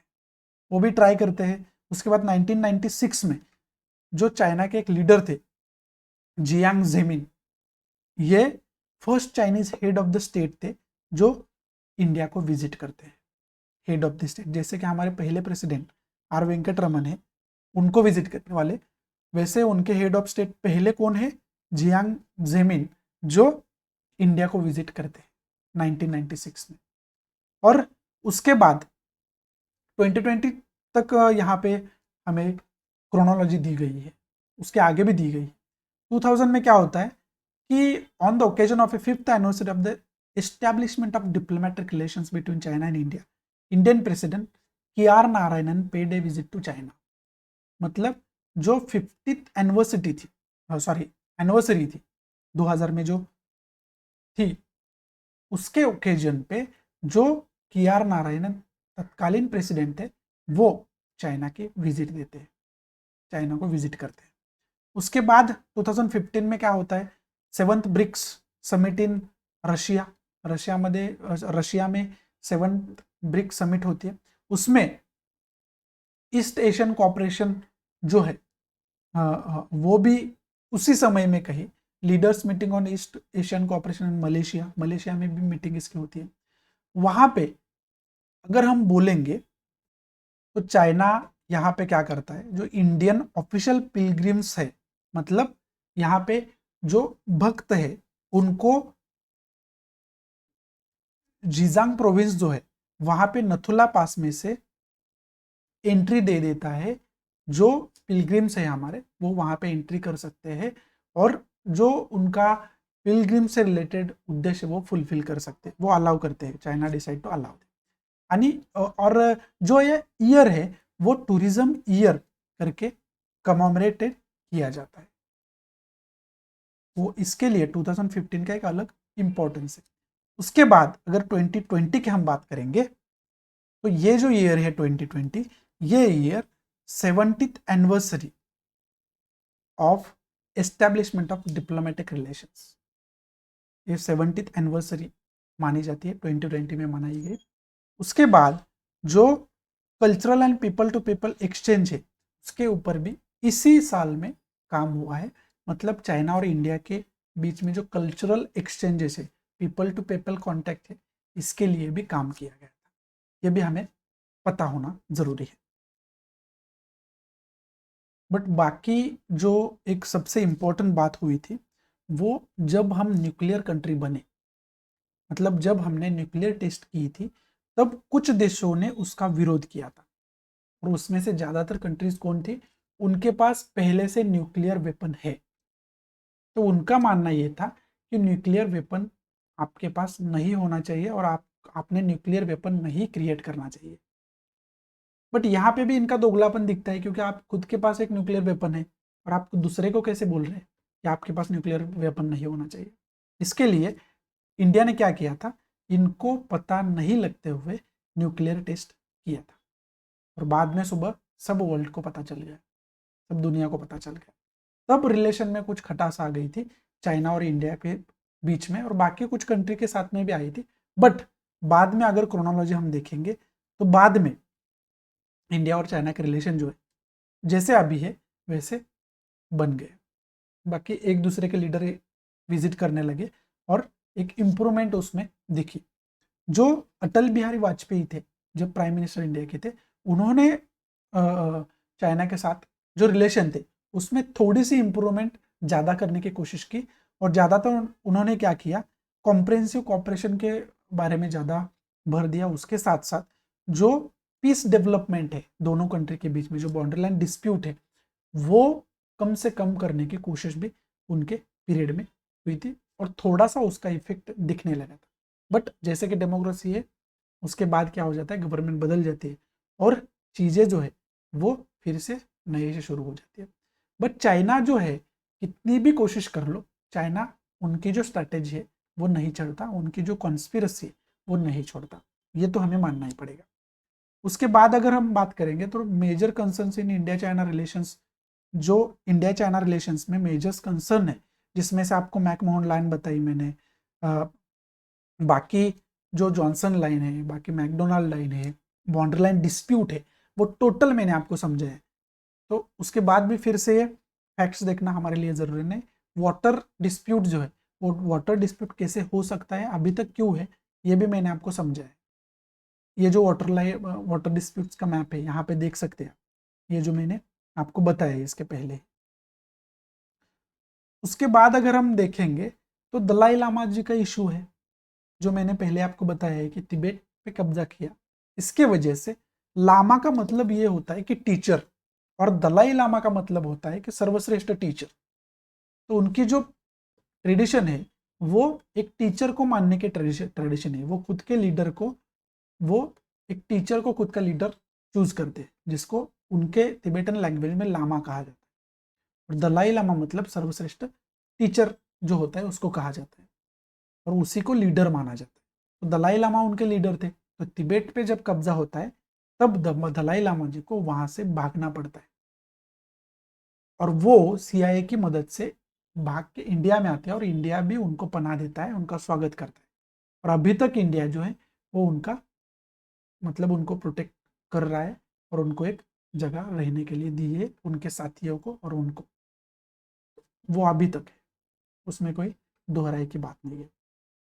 उसके बाद जो चाइना पाकिस्तान इकोनॉमिक कॉरिडोर है वो भी मैंने आपको दिखाया कि किस तरीके का है, और इंडिया को क्यों आपत्ति है उसके ऊपर, ये भी मैंने आपको बताया। उसके बाद अगर हम बात करेंगे, aside from this interfering in Indian affairs south Asian Nations that rely on it, मतलब क्या है यहाँ पे, क्या कहा जा रहा है कि जो भी इंडिया पे ट्रस्ट करने वाली कंट्रीज है, थोड़ी सी इंडिया पे डिपेंडेंट कंट्रीज है, उनके ऊपर चाइना क्या करता है, बार बार इन्फ्लुएंस क्रिएट करने का प्रयास करता है, और उनके ऊपर एक खुद का प्रभाव क्रिएट करने का प्रयास करता है, ताकि वो इंडिया से ज्यादा चाइना पे डिपेंडेंट हो, और आगे आने वाले समय में चाइना उन कंट्रीज का अपने खुद के स्वार्थ के लिए उपयोग कर सके। जैसे कि श्रीलंका के साथ किया। श्रीलंका को पहले तो कर्ज दिया उनके डेवलपमेंट के नाम पे, और डेवलपमेंट उस पैसे से कोलंबो जो सिटी है उसका डेवलपमेंट हो गया, पोर्ट हो गया, और वो होने के बाद वो जो कर्जा दिया था वो इस तरीके से दिया था कि श्रीलंका कभी भी वो चुकता नहीं कर सकती। तो उसके बाद क्या कर लिया, वो जो पोर्ट था, वो जो कोलंबिया सिटी थी, उसके बड़े से हिस्से पे खुद का कब्जा कर लिया। मतलब एक एग्रीमेंट का नाम देगा उसको, कुछ भी नाम देगा, बट कब्जा कर लिया। वैसे हर एक कंट्री के साथ करने वाले इसके लिए ज्यादातर कंट्रीज चाइना पे ट्रस्ट नहीं करती, डिपेंडेंट चाइना पे नहीं होना चाहती। तो यही चाइना बार बार करता है, और ज्यादातर वो साउथ एशियन नेशंस के साथ, मतलब साउथ एशियन जो कंट्रीज है उनके साथ ज्यादातर करने की कोशिश करता है। यह भी हमें समझना जरूरी है। उसके बाद अगर मोटा मोटी हमें रिलेशन समझना होगा, अभी आपको एक मोटा मोटी सब चीजें आपको समझा दी मैंने कि चाइना और इंडिया के बीच में दरअसल चल क्या रहा है, दोनों कंट्री में दरअसल हो क्या रहा है। बट जब भी हम इंटरनेशनल रिलेशन समझते हैं तो कुछ उसके पार्ट्स होते हैं, उसी के तहत हमें समझना चाहिए। मतलब रिलेशन एक तरफा रिलेशन नहीं होता कभी भी। मतलब अगर बाउंड्री लाइन, जोग्राफिकल अगर रिलेशन हम देखेंगे, पॉलिटिकल रिलेशन हम अगर देखेंगे, तो सिर्फ पॉलिटिकल रिलेशन थोड़ी होता है। पॉलिटिकल रिलेशन होगा, कल्चरल रिलेशन होगा, एजुकेशनल रिलेशन होगा, बाकी रिलेशन भी होंगे ना। तो वैसे ही चाइना के साथ बाकी एरियाज में रिलेशन किस प्रकार के, ये भी हमें देखना होगा। और ये वो एरिया कौन कौन से होंगे, जैसे कि यहाँ पे कमर्शियल एंड इकोनॉमिक रिलेशंस हम देखेंगे कि थोड़ी सी इंफॉर्मेशन हमने देखी है उसके बारे में, और भी देखेंगे। उसके बाद पॉलिटिकल रिलेशनशिप, जो कि दरअसल 95% मैंने आपको समझा दी है कि पॉलिटिकल रिलेशन किस प्रकार के है। उसके बाद एजुकेशनल रिलेशनशिप देखेंगे, एजुकेशन के एरिया में क्या डेवलपमेंट हुए। उसके बाद composition of bilateral trade, bilateral trade मतलब इंपोर्ट कितना करते हैं, एक्सपोर्ट कितना करते हैं, ये सब कुछ देखना पड़ेगा। उसके बाद कल्चरल रिलेशंस, जो सांस्कृतिक रिलेशन है हमारे, वो भी हमें देखनी पड़ेंगे। तो पहले अगर कमर्शियल और इकोनॉमिक रिलेशन हम देखेंगे तो आज तक, वैसे तो 2011 तक यहाँ पे स्टैटिस्टिक्स दिए हुए, बट अगर आज तक 2023 तक क्या अगर हम बात करेंगे तो $100 बिलियन से ज्यादा जो ट्रेड है वो चाइना के साथ हम करते हैं। और अलग अलग समय की अगर 2000 ईयर जो 2000 था उसमें अगर हम बात करेंगे तो सिर्फ $3 बिलियन का व्यापार हम चाइना के साथ करते थे। बट ओनली 23 ईयर्स में चाइना ने यहां तक हमें मजबूर किया है, मान सकते हैं कि 100 बिलियन का व्यापार उनके साथ हमारा बढ़ा है। मतलब कहीं ना कहीं हमें यह मानना पड़ेगा कि इकोनॉमिक सेक्टर में चाइना हमारे बहुत आगे है। चाइना ने एक खुद का मैन्युफैक्चरिंग हब क्रिएट किया है, मतलब जो चीजें बनती है उसका रॉ मटेरियल भी चाइना उन्हीं के कंट्री में अवेलेबल करता है, ताकि दूसरे कंट्री के ऊपर उनको डिपेंडेंट नहीं रहना। सॉरी, बट हमारे यहाँ वैसा कुछ नहीं है।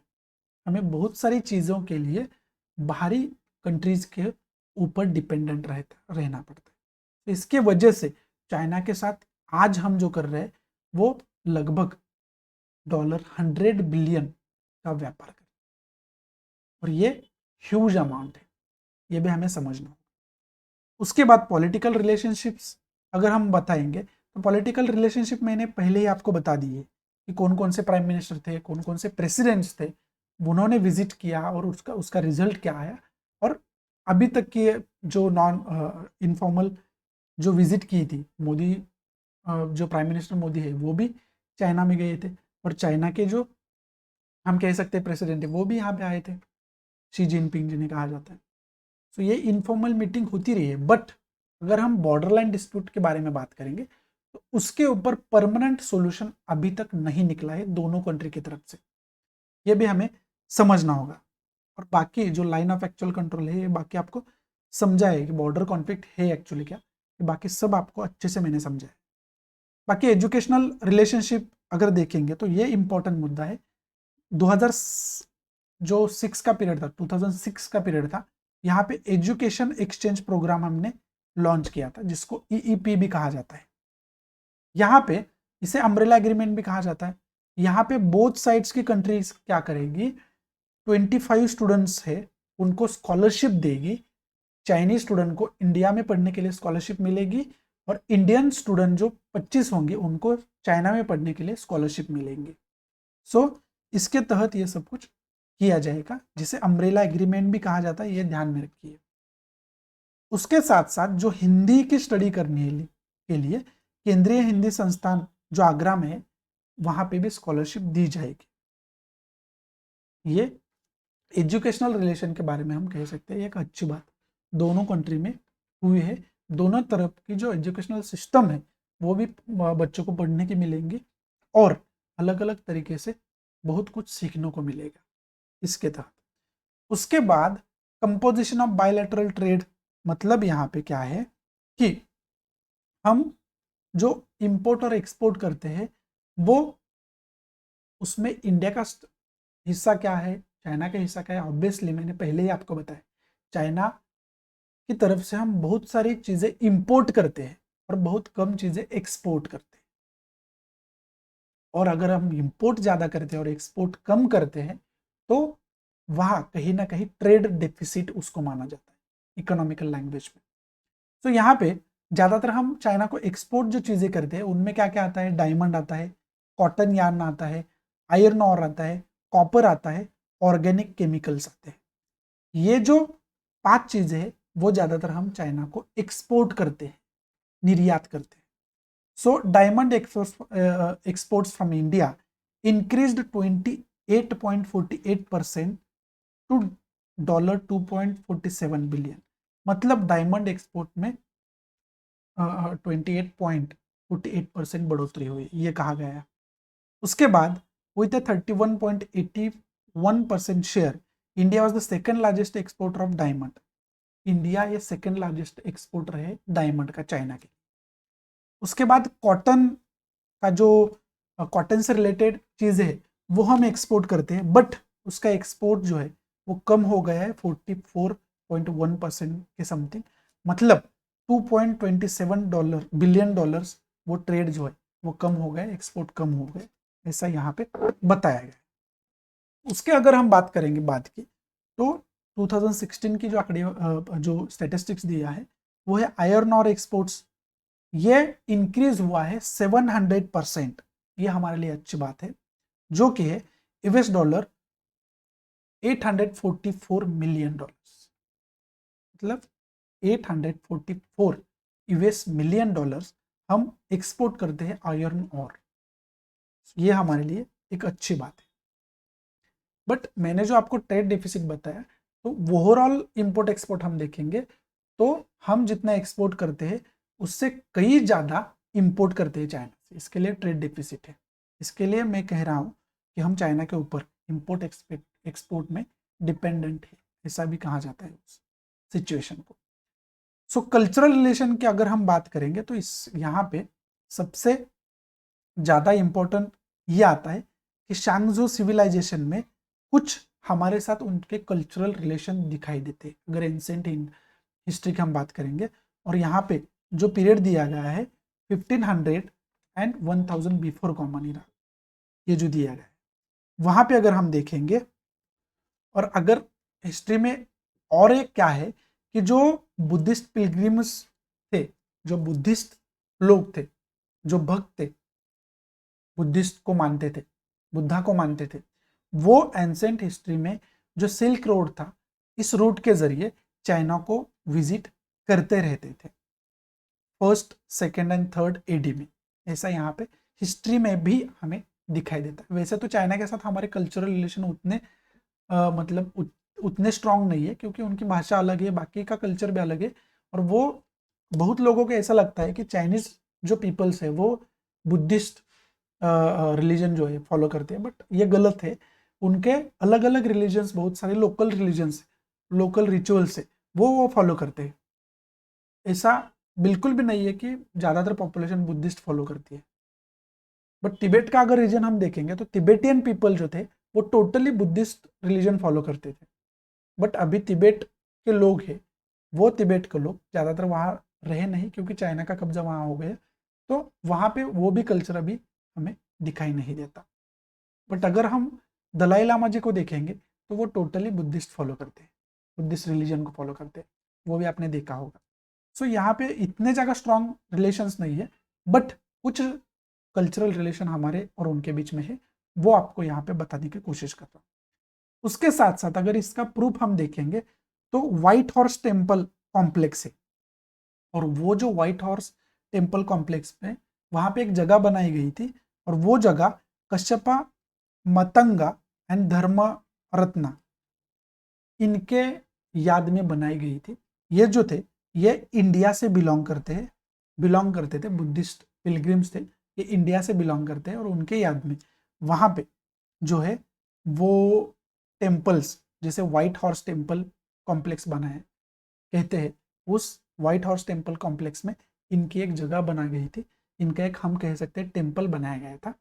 सो वो भी एक प्रूफ है हमारे लिए, हमारा और उनका एक कल्चरल एक्सचेंज है ये दिखाने वाला। सो ये भी यहाँ पे इम्पोर्टेंट है। और ये जो व्हाइट हॉर्स टेम्पल यहाँ पे आपको दिखा रहे हैं, इस प्रकार का एक टेम्पल कॉम्प्लेक्स है बड़ा सा, और वहाँ से कहीं पे तो एक छोटी सी जगह होगी जहाँ पे ये प्रूफ हमें दिखाई देता है। उसके बाद अगर हम बात करेंगे तो इसके बाद करंट जो इंडिया के और चाइना के रिलेशनशिप है, वो करंट इंडिया के और चाइना के रिलेशनशिप क्या है। जैसे कि अभी करंट में इंडिया ने क्या, चाइना ने क्या किया था कि अरुणाचल प्रदेश के कुछ 15 लोकेशंस थे, वो जो 15 लोकेशंस थे उनको चाइनीज नेम दिए थे। मतलब चाइना का वो एरिया है ये दिखाने के लिए वहाँ पे अलग अलग लोकेशंस को चाइनाज नेम वहाँ पे दिए गए थे। उसके साथ साथ जो उसके साथ साथ चाइना क्या कर रहा है कि अभी चाइना ने क्या किया है कि जनवरी 1 2022 में चाइना ने एक लॉ पास किया, लैंड बॉर्डर लॉ था, मतलब बॉर्डर के लिए एक लॉ बनाया गया, और उस लॉ के तहत जो चाइनीज लिबरेशन आर्मी थी, पीपल लिबरेशन आर्मी जिसे कहा गया है, उनको टोटल अधिकार बहाल किए गए, और वो अधिकार के नाम पे उनको क्या क्या किया गया, इन्वेजन करने का अधिकार दिया गया, इंक्रोचमेंट करने का अधिकार दिया गया, इन्फिल्ट्रेशन करने का अधिकार दिया गया, प्रोवोकेशन करने का अधिकार दिया गया। मतलब ये लीगल किया गया, मतलब इसे हम कह सकते हैं कि इंडिया के साथ वॉर करने के लिए लीगली सैंक्शन किया गया है। इसके लिए इंडिया ने इसका क्रिटिसिज्म भी किया था। सो ये करंट सिचुएशन है, ये करंट डेवलपमेंट है दोनों कंट्री के रिलेशनशिप में, ये भी हमें समझने की बहुत ज़्यादा ज़रूरी है। बाकी आपको गलवान जो वैली का क्लैश है, वो गलवान वैली का क्लैश आपको पता होगा, वहाँ पे भी कुछ हमारे जवान शहीद हुए थे, चाइना के भी जवान शहीद हुए थे। बाकी जो अभी तक का हम ट्रेड देखेंगे तो बायलैटरल जो ट्रेड है इंडिया चाइना का, वो यूएस डॉलर 100 बिलियन के भी ऊपर चला गया। मतलब एक तरफ बॉर्डर पे चाइना हमारे साथ लड़ने की कोशिश कर रहा है, उसकी जो कॉन्स्पिरेसी हर तरीके से कॉन्स्पिरेसी करने का प्रयास कर रहा है, और उसके बाद जो है वो क्या हो रहा है, ट्रेड भी हमारे साथ उतना ही बढ़ता जा रहा है। मतलब एक तरफ से बेनिफिट चाइना को हो रहा है, और दूसरी तरफ से हमारी जमीन भी हथियाने की कोशिश कर रहा है। ये जो है वो चाइनीज स्ट्रेटेजी है, वो आपके मैंने समझा दी। उसके बाद जो पोस्ट कोल्ड वॉर जो प्रैग्मेटिज्म है, मतलब कोल्ड वॉर के बाद जो बात जो रिलेशन हमारे होते आ रहे हैं वो यहाँ पे दिए गए, बट मैंने आपको हिस्ट्री से अभी तक सब रिलेशन समझाए ताकि आपको किसी भी तरीके से दिक्कत ना आए, किसी भी तरीके से कंफ्यूजन ना रहे। तो ये फिर से देखने की हमें कुछ भी जरूरत नहीं है। अभी बॉर्डर डिस्प्यूट और सिक्योरिटी इश्यू आता है, इसके बारे में हमने क्या डिस्कस किया, बाउंड्री लाइन हम जो शेयर करते हैं वो डिस्कस किया। उसके साथ साथ चाइना के साथ जो बॉर्डर हम शेयर करते हैं उसमें स्टेट्स, महत्वपूर्ण स्टेट्स कौन कौन से है, उसमें जम्मू कश्मीर है, हिमाचल प्रदेश है, उत्तराखंड है, सिक्किम है, अरुणाचल प्रदेश है। यहाँ पे जो चाइना है वो इंडिया के साथ बाउंड्री लाइन शेयर करता है। ये स्टेट्स के नाम आपको ध्यान में रखना जरूरी है। बाकी जो लाइन्स है, जो हम कह सकते हैं रूट कॉज है इस डिस्प्यूट्स का, वो मैकडोनाल्ड लाइन क्या है, जॉनसन लाइन क्या है, मैकमोहन लाइन क्या है, ये सब आपको मैप के जरिए मैंने समझाया था। उसके बाद यहाँ पे दी गई है जो कॉन्फ्लिक्टेड एरिया बार बार रहते हैं, वो कॉन्फ्लिक्टेड एरिया हमें दिए गए, चुमार वैली है, बस्ट है, दोकलाम जो मैंने आपको दिखाया है, गलवान वैली है, ये सब जो एरियाज है वो एरिया ज़्यादातर न्यूज़ में रहते, ज़्यादातर कॉन्फ्लिक्ट यहाँ पे हुए है। 2014 यहाँ पे दिया है, हर एक साल दिया है जहाँ पे मतलब इस साल में वहाँ पे कॉन्फ्लिक्ट हुए हैं। सो ये हमें पता होना चाहिए। बट ये सब देखने के बाद हमें लगता है कि चाइना हमारा दुश्मन है, बट ऐसी बात नहीं है। सिर्फ बाउंड्री लाइन पे कॉन्फ्लिक्ट होने की वजह से कोई देश दुश्मन नहीं होता। और वर्ल्ड पॉलिटिक्स में अगर हम पॉलिटिक्स में देखेंगे तो कोई भी दुश्मन और कोई भी फ्रेंड नहीं होता। सभी को अपने इंटरेस्ट के, अपने जनता के इंटरेस्ट के हिसाब से, अपने देश के इंटरेस्ट के हिसाब से काम करना पड़ता है, देश के हित के हिसाब से काम करना पड़ता है। ये सब होने के बावजूद दोनों कंट्रीज में काम करने वाली कुछ चाइनीज कंपनीज है जो दोनों कंट्रीज में काम करती है, और कुछ इंडियन कंपनीज में इंडियन कंपनीज भी है जो दोनों कंट्रीज में काम करती है, जहाँ पे टाटा मोटर्स भी है, वीआईपी इंडस्ट्रीज है, वोल्टास है, कैपलिन है, बाकी ऐसे बहुत सारी कंपनीज है जो इंडिया में भी काम करती है और चाइना में भी काम करती है। समझ रहे हो? मतलब इकोनॉमिकल अगर बात करेंगे हम तो वहां पे चाइना जो है वो खुद का बेनिफिट उसका होता है, इसके लिए वहां पे कोई दिक्कत भी नहीं दे सकता, तो नहीं दे रहा। बट कोई एरिया हमारे हथियाने के लिए वो दिक्कत देता रहता है, जैसे कि अदर कंट्रीज को भी उसने दी है हिस्ट्री में।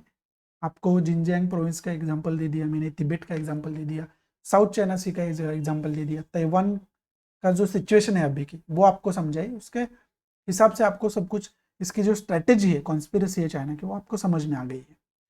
उसके बाद हमारे जो सामने चैलेंजेस है, वो चैलेंजेस कौन कौन से हमारे हमको अगर चाइना के साथ रिलेशन अच्छे करने होंगे तो हमें क्या करना होगा, ये जो बाउंड्री लाइन डिस्प्यूट है वो हमें सॉल्व करना होगा। बट ऐसा नहीं है कि जो बाउंड्री लाइन डिस्प्यूट है वो बाउंड्री लाइन डिस्प्यूट सॉल्व नहीं हुआ है, मतलब सॉल्व करने की कोशिश नहीं की गई, कोशिश की है। ये जो कोशिश है वो हिस्ट्री से चलती आ रही है, बट अगर चाइना की जो इंटेंशन है वो इंटेंशन ही गलत होगी तो ये इंटेंशन खुद चाइना ही करेक्ट कर सकता है, बाकी कोई करेक्ट नहीं कर सकता। वैसे ही इंडिया चाइना की इंटेंशन नहीं बदल सकता, जब चाइना को लगेगा तभी ये खत्म हो सकता है, वरना हो सकता है कि भविष्य में दोनों कंट्री में वॉर भी हो जाए, जैसे कि 1962 में हुआ। बट अभी इस समय में वॉर करना दोनों कंट्री के लिए अच्छी बात नहीं है, दोनों कंट्री के लिए बेनिफिशियल नहीं है, ये चाइना को भी अच्छे से पता है। तो वॉर होने की शक्यता जो है, पॉसिबिलिटीज वो बहुत कम है, बट है, ये इंपॉर्टेंस सबसे ज्यादा है। पॉसिबिलिटीज बहुत कम है बट है पॉसिबिलिटीज वहां पे। तो इसके लिए हमें यहाँ पे कैसे हम कह सकते हैं कि पीस डेवलप कर सकते हैं, इसके ऊपर सिर्फ एक कंट्री को नहीं, दोनों कंट्री को आके समझना होगा, इसके ऊपर डिसीजन लेना होगा। बट जो चाइनीज आइडियोलॉजी है, ऑब्वियसली जैसे वर्ल्ड उसको अपोज करता है, वैसे इंडिया भी उसको अपोज करता है। और चाइना भी खुद की जो आइडियोलॉजी है, खुद की जो कूटनीति है, वो बदलने को तैयार नहीं है। तो इसके वजह से कॉन्फ्लिक्ट होते रहते हैं। तो यहाँ पे सॉल्यूशन कब निकल सकता है? दोनों कंट्री अगर एक दूसरे के आइडियोलॉजी को रिस्पेक्ट देंगे, और अगर कहाँ पे गलती होती है तो वो खुद कंट्री मान ले कि ये जो आइडियोलॉजी है गलत आइडियोलॉजी है, ये जो इन्फॉर्मेशन है गलत इन्फॉर्मेशन है, ये जो एक्टिविटी हम कर रहे हैं वो गलत एक्टिविटी कर रहे हैं, हमें कहीं ना कहीं यहाँ से पीछे हटना चाहिए, तभी वहां पे सॉल्यूशन निकल सकता है। वरना ये जो एक्टिविटी चलती रही है ये भविष्य में भी चलती रहेंगी। सो यहाँ पे हमने इस लेक्चर में अच्छे से समझने की कोशिश की कि इंडिया चाइना कॉन्फ्लिक्ट किस प्रकार का है और इंडिया चाइना रिलेशनशिप किस प्रकार के रहे हुए हैं। मुझे आपको एक ही लेक्चर में ये सब कुछ समझाना था। सो आशा करता हूँ कि अच्छे से आपको समझा पाया होगा जो इंडिया चाइना रिलेशनशिप से। अभी ये जो इंटरनेशनल रिलेशन की सीरीज है, ये जो मेरे साथ आप देख रहे हैं, ये इंटरनेशनल रिलेशन की सीरीज में टोटल हम सिलेबस कवर करने हैं। और अभी हम डिस्कस कर रहे हैं नेबरहुड कंट्रीज के साथ हमारा रिलेशन किस प्रकार के। इस लेक्चर में पर्टिकुलर हमने देखने की कोशिश की कि इंडिया के चाइना के साथ रिलेशन किस प्रकार के, ये इस पर्टिकुलर लेक्चर में हमने देखने की कोशिश की।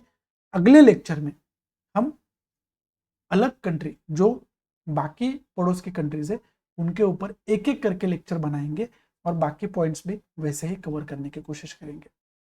और बाकी जो इंटरनेशनल रिलेशन का टोटल सिलेबस दिया है, जिसके बारे में हमने पहले लेक्चर में डिस्कस किया था, अगर वो आपने लेक्चर नहीं देखा है तो वो लेक्चर देख लीजिए, ताकि क्या हो, आपको समझ में आए कि किस तरीके से हम कवर करते चल रहे हैं। उसके साथ साथ इंटरनेशनल रिलेशन के साथ साथ प्रीवियस ईयर के क्वेश्चन का भी डिस्कशन हम रखने वाले हैं। बट पहले थोड़ी सी स्टडी कर लेते हैं ताकि प्रीवियस ईयर क्वेश्चन भी आपको समझ में आ सके। उसके लिए बेस कुछ तो हमारे पास हो, बेस उसका मिलने के लिए कुछ तो लेक्चर हमारे पास हो। इसके लिए पहले लेक्चर जो पॉइंट्स है ज़्यादातर कवर करेंगे और बाद में प्रीवियस ईयर क्वेश्चन पे भी एक दिन डिस्कस करेंगे, एक अलग लेक्चर में डिस्कस करेंगे। सो टेलीग्राम चैनल भी हमारा है, डिस्क्रिप्शन बॉक्स में लिंक दी है, वो टेलीग्राम चैनल ज्वाइन करिए। उसका बेनिफिट ये है, अलग अलग तरीके से पीडीएफ जो है, और आंसर राइटिंग आप प्रैक्टिस करना चाहते हो तो आंसर राइटिंग प्रैक्टिस भी आप वहाँ पे कर सकते हो। आंसर राइटिंग जो आपने आंसर राइट किया हुआ है वो चेक करके वहाँ पे मिलेगा, कुछ ही दिनों के बाद वो भी सुविधा शुरू होने वाली। तो आप जो टेलीग्राम चैनल है वो ज्वाइन करिए। अगर ये बेनिफिशियल लगता है, आपको लगता है कि बेनिफिट देगा स्टूडेंट्स को, तो ज़्यादा से ज़्यादा स्टूडेंट्स तक ये पहुँचाइए, शेयर करिए, ताकि हर एक को इसका बेनिफिट मिल सके। और अगर अच्छा लगता है तो लाइक करिए, नहीं तो डिसलाइक करिए। और डिसलाइक क्यों किया है कमेंट बॉक्स में ज़रूर बताइए, ताकि आपके कमेंट के हिसाब में उसमें मैं इम्प्रोवाइजेशन कर सकूँ। सो यहाँ पे आपको मैं रजा लेता हूँ, मिलते हैं अगले ऐसे ही इंटरेस्टिंग लेक्चर में। तब तक गुड बाय, टेक केयर, जय हिंद।